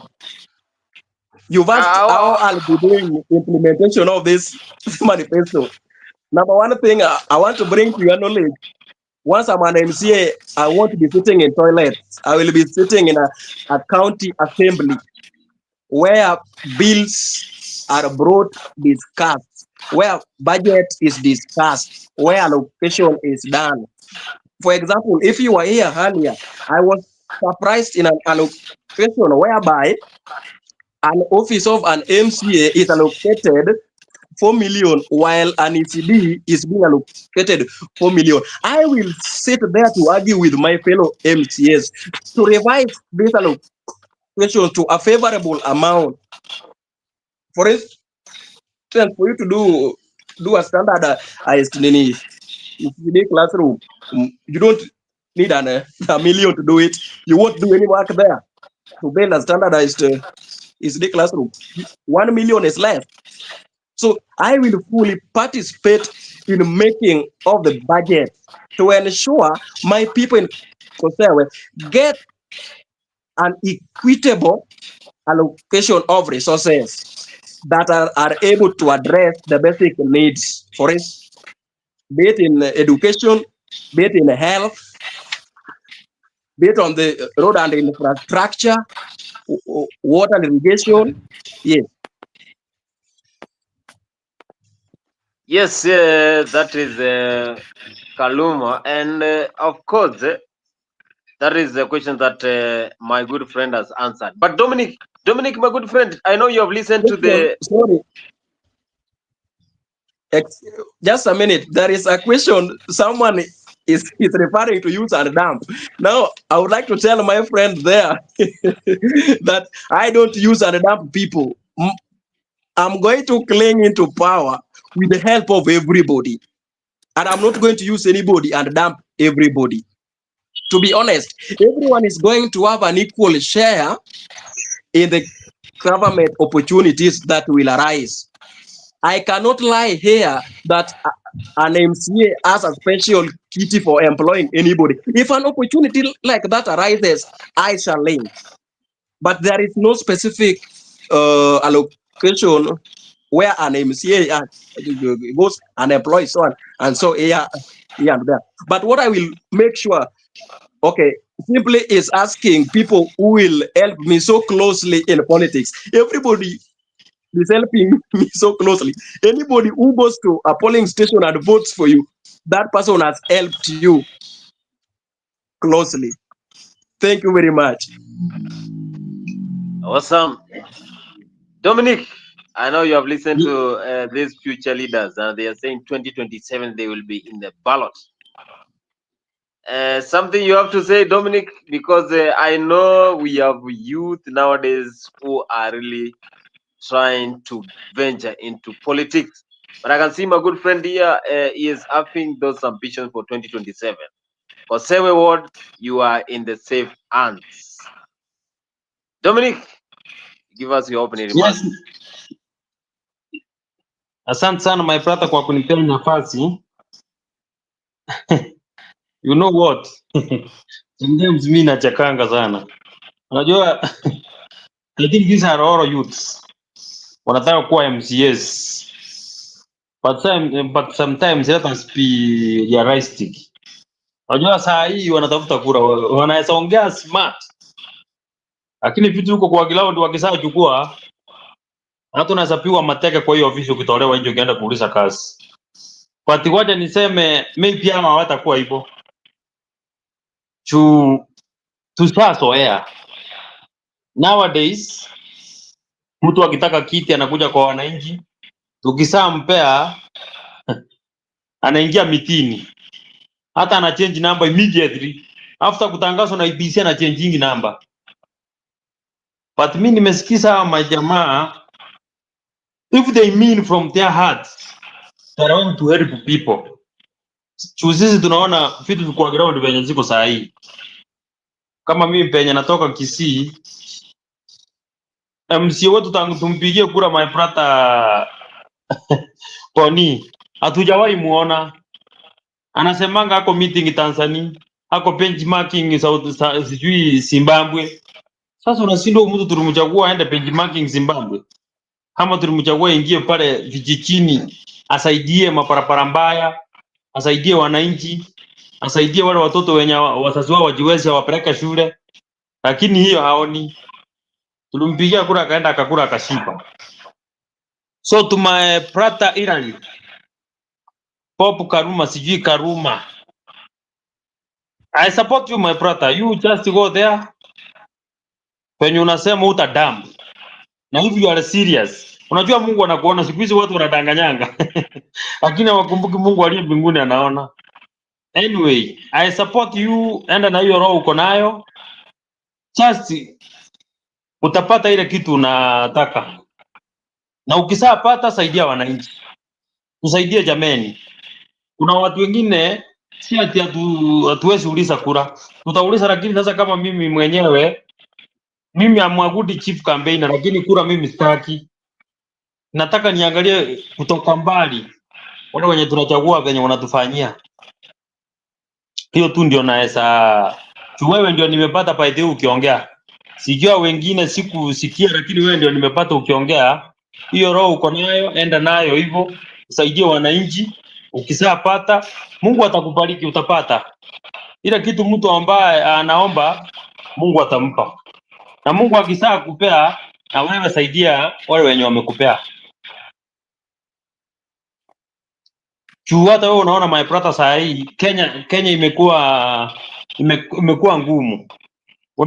Tunapea mtu kura kabisa, lakini akienda kwa mkutano anadanganya, maneno yanatoka kwa mdomo yake ni moja poa, singine zote kama ameongea maneno 100 yote ni ya uongo.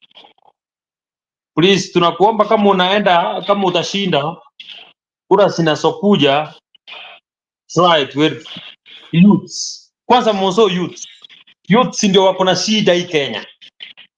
Mahali popote youths ndio wako na shida. Ukisaingia kwa hiyo kitu my brother, saidia youths. Youths sai kila mahali wanalia. Youths wanalia kila mahali. Mimi naomba tu. Well, I think we are coming to an end of this edition of Kenya Future Leaders and the debate. We have done almost 3 hours of this session, and I'm happy that we all had to share our ideas on what we felt was good for our ward. And we learned a lot from the candidates. We've learned a lot of looting going on in Homa Bay County, where MCAs have allocated themselves 4 million, and yet they allocate only 1 million for ECD classes, and the 4 million are for their offices. So each and every financial budget, they allocate this kind of money. I hope you are listening. I hope you are watching the program. We started at around 2 p.m. 2 p.m. Kenyan time. We have done 3 hours of this particular edition. And areas that we have covered is education, and the candidates here were very, very articulate on matters of education. They want to see as many schools grow in Mbiwa constituency and perform better and materials provided in the schools. In the health sector, they also touched a bit on the health sector and what they feel that should be done on the health sector. Adequate facilities, make sure that the doctors are in those hospitals. That is all the people need. And economic empowerment. We talked about poverty, how the industries like Kigoto are no longer working. And yet we are entertained with a lot of PR coming from the government. So this is some of the things that the youth are talking about and the future leaders. They talked about poor road networks in the entire entire Oma Bay County. The MCAs are allocated money, but the work is shoddy compared to the neighboring counties like Kisi, where the roads are maram, but they are all weather roads that people can use. Today it's raining, the farmers can't get their produce to the market because of uh, poor road networks throughout the world. Guys, I've been your host, Zalendo kama kawaida. Godi was here, George Oyanda. George, did you get to say something? And many others who were there before. Kevin was here earlier, the FFM leader. Asante sana, Kevin, for being part of the show. George, thank you very much for being part of this discussion. I am glad that you guys were able to be part of this programming today.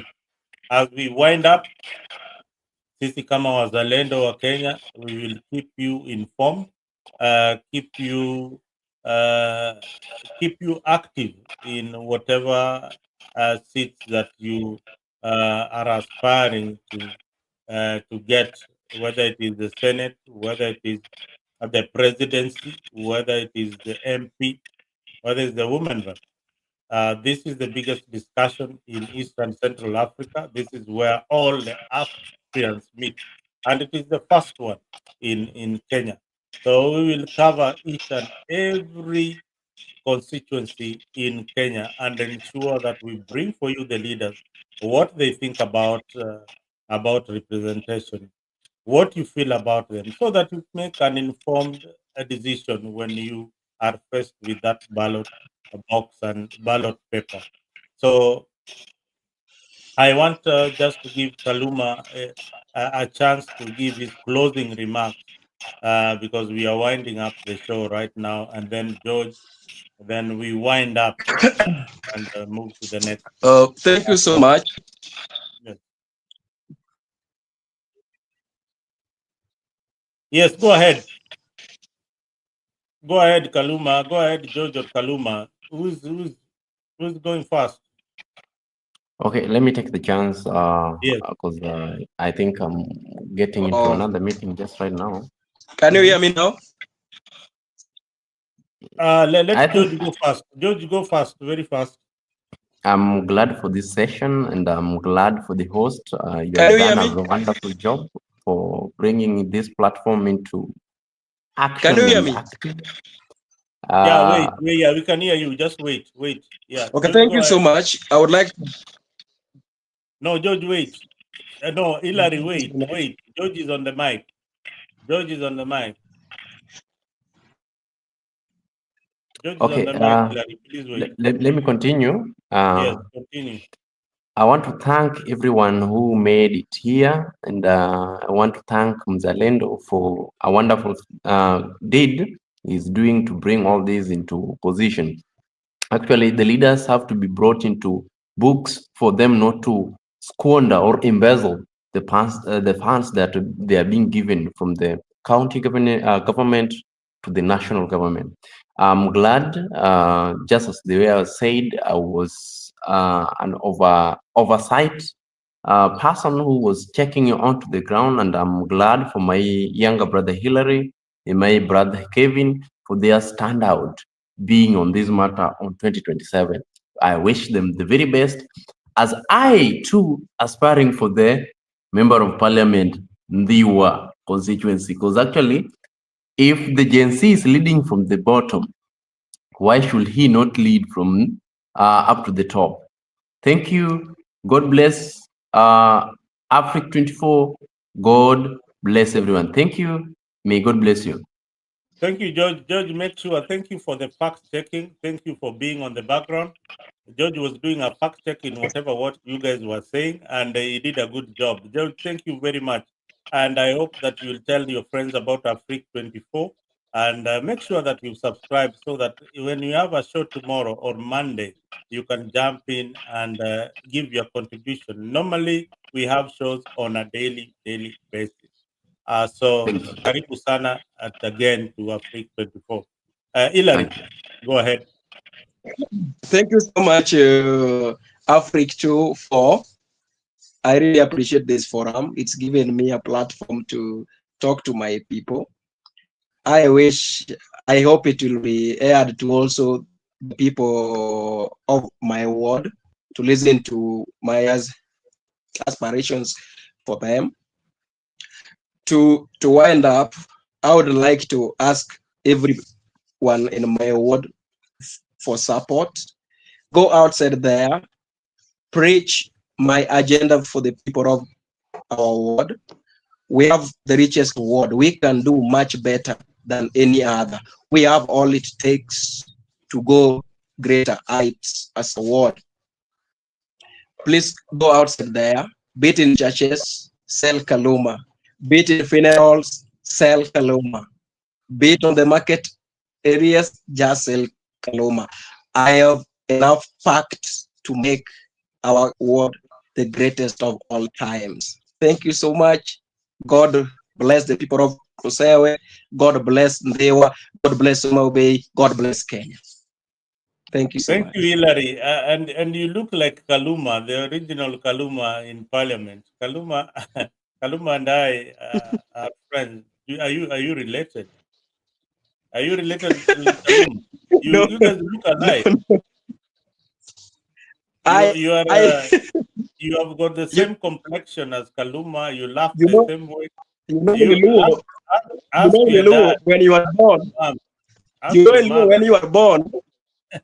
You know in Luo when you are born. The one your mother tells you to call the father becomes your automatic father. So I never know. No, you need to look for Kaluma. You are brothers.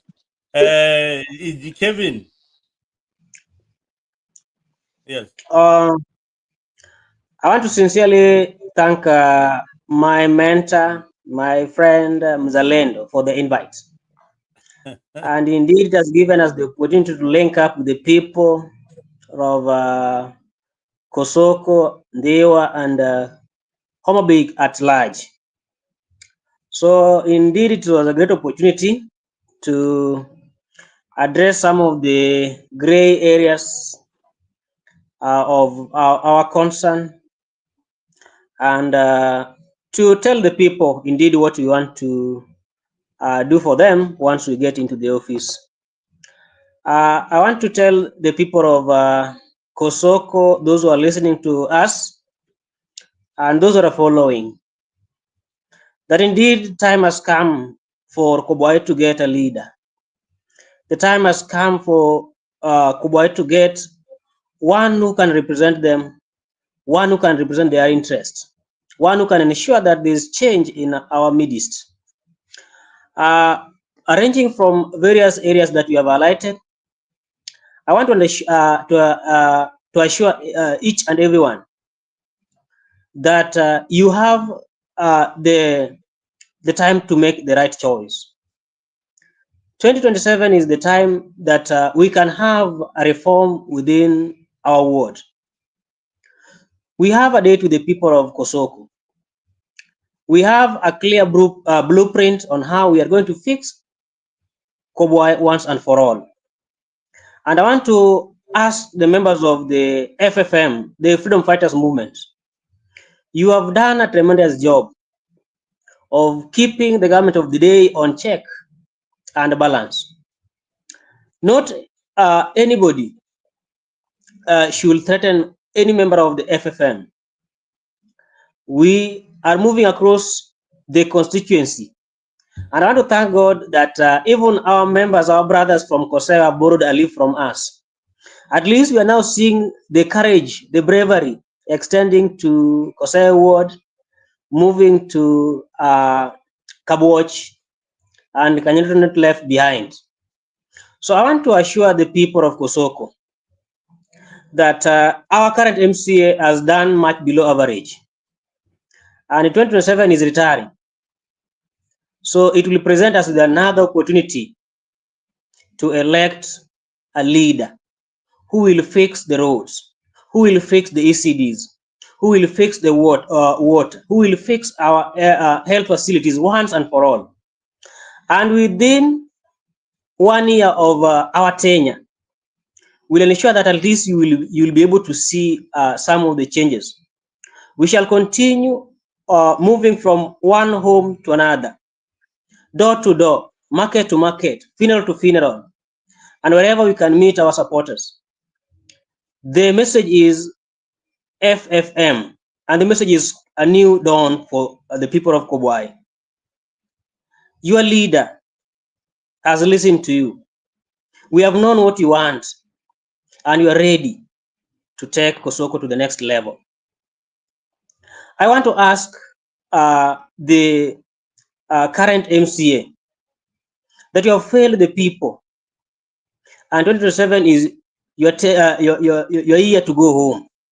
Please don't interfere with the election in Kobwai Ward. There is no preferred candidate for anybody. You don't have a choice. You don't have freedom. You don't have a right to tell us whom to elect. The people of Kobwai will make a choice. And I want to assure them that when I get into the office, I will not disappoint them. I will ensure that there is a proper legislation, proper oversight, and proper representation of the people. I will hold the executive accountable. Each and every shillings that the people that come from the taxpayers' money will have to be accounted for. Otherwise, thank you. We look forward for another show. Well, thank you, Kevin, for articulating your issues properly, and definitely the people of Kobwai heard you loud and clear. I am happy that I raised you well politically, and you are able now to face the incumbent directly. We needed a freedom of speech, freedom of expression, because that is what is in our constitution. Leaders should not feel that they are entitled to those particular positions that they hold. Those positions belong to the people, and they are vested in the constitution. The people have got the power. You saw what Gen Z did the other day. The power is within the people. It is not within the police force. It is not within the armed forces, but it is with the people of Kenya. And they are protected by the constitution of Kenya. That is why we have this civic education here on Africa 24, so that we make informed decisions. I believe today that so many people heard you all over the world, had your aspiration and your ambitions as future leaders of Kenya. I wish you all the best and make Africa 24 your home. I hope you will be a regular here on Africa, even when we discuss matters political. When we dive into Okiya Mtata versus William Ruto, I would want to know where you fall in. Personally, I think this is a new opportunity for Kenya to look deeply at what is ailing our society. The corruption, you've talked about corruption from grassroots to the top level. Uh, just the other day, Adani was cancelled. That is corruption. So, what is ailing our country is corruption. Corruption at the grassroots. And this one in the county, it is called devolved corruption. Corruption has been devolved, and our people are stealing left, right, and center. Today, we have got governors in Nyanza who are building an hotel in Morocco, Rabat. We will give you that information here. Your money is being stolen, invested in other countries, and they are getting richer and fatter by the day. Yet the economy is growing thinner and thinner, while they are enlarging their pockets with our money. So next time we will be having another county, another constituency, another senator on this particular forum. But I want to thank you very, very much. We are deeply honored to have hosted you guys as the first pioneers of this particular edition of the Future Leaders Debate in Kenya. Otherwise, asanteni sana na muwe na usiku njema na No, kwaherini. Mzalendo, before you finish, Mzalendo, before you finish, Yes. Yes, listen to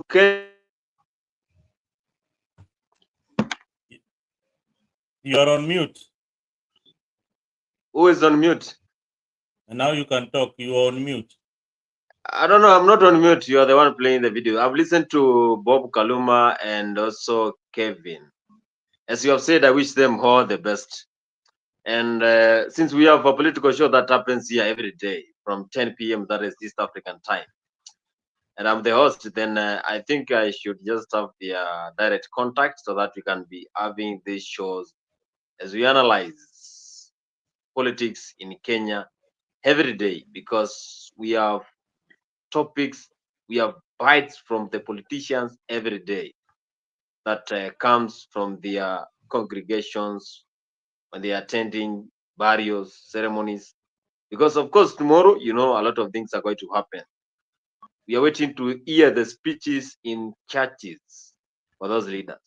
So if I can get all those Kevin, Hillary, those who are in the show, of course I was following the show behind the scenes, and I just depicted that they got that debate energy, so we can have them every day in the show here. I think that will be good for us. So I want to say it was a good one, and we listened to them, and we have the link live, so they will share the link to their social media. So remember to always keep it here in Afrique 24. We have every show here, by the way, political, sporty, ziko hapa, kila kitu iko hapa. So I think we can have them anytime, any day. Starting from next week, you can have us at 10 p.m. You always get that link. 10 p.m. East African time, you will get that link for live shows. And we have a lot of people who join. We have a lot of followers who join. So you can also talk to Kenyans. A word from your hand can help a Kenyan who is voiceless. So you amplify for him or her. So thank you so much, Mzalendo. Yeah. Ningekuambia kitu Mzalendo, lakini singekuambia sahi. Wacha umalize. Whatever unataka kuniambia, kitu yote unataka kuniambia, I can take anything. There is nothing that I can't take. But kama ni chai, tumekunywa chai ya kutosha. Otherwise, asanteni sana. And Gypsy Corner all the way in Europe, amesema you guys were awesome. Gypsy is one of our regular here, and is asking, where were Boniface Kimanzi? Why were you behind the scenes? Yes, this guy was asleep behind the scenes. So, yep. Otherwise, the link was up earlier. If Bonnie wanted to join, he would have joined very, very early. Asanteni sana, guys, for being part of this program. And see you next time.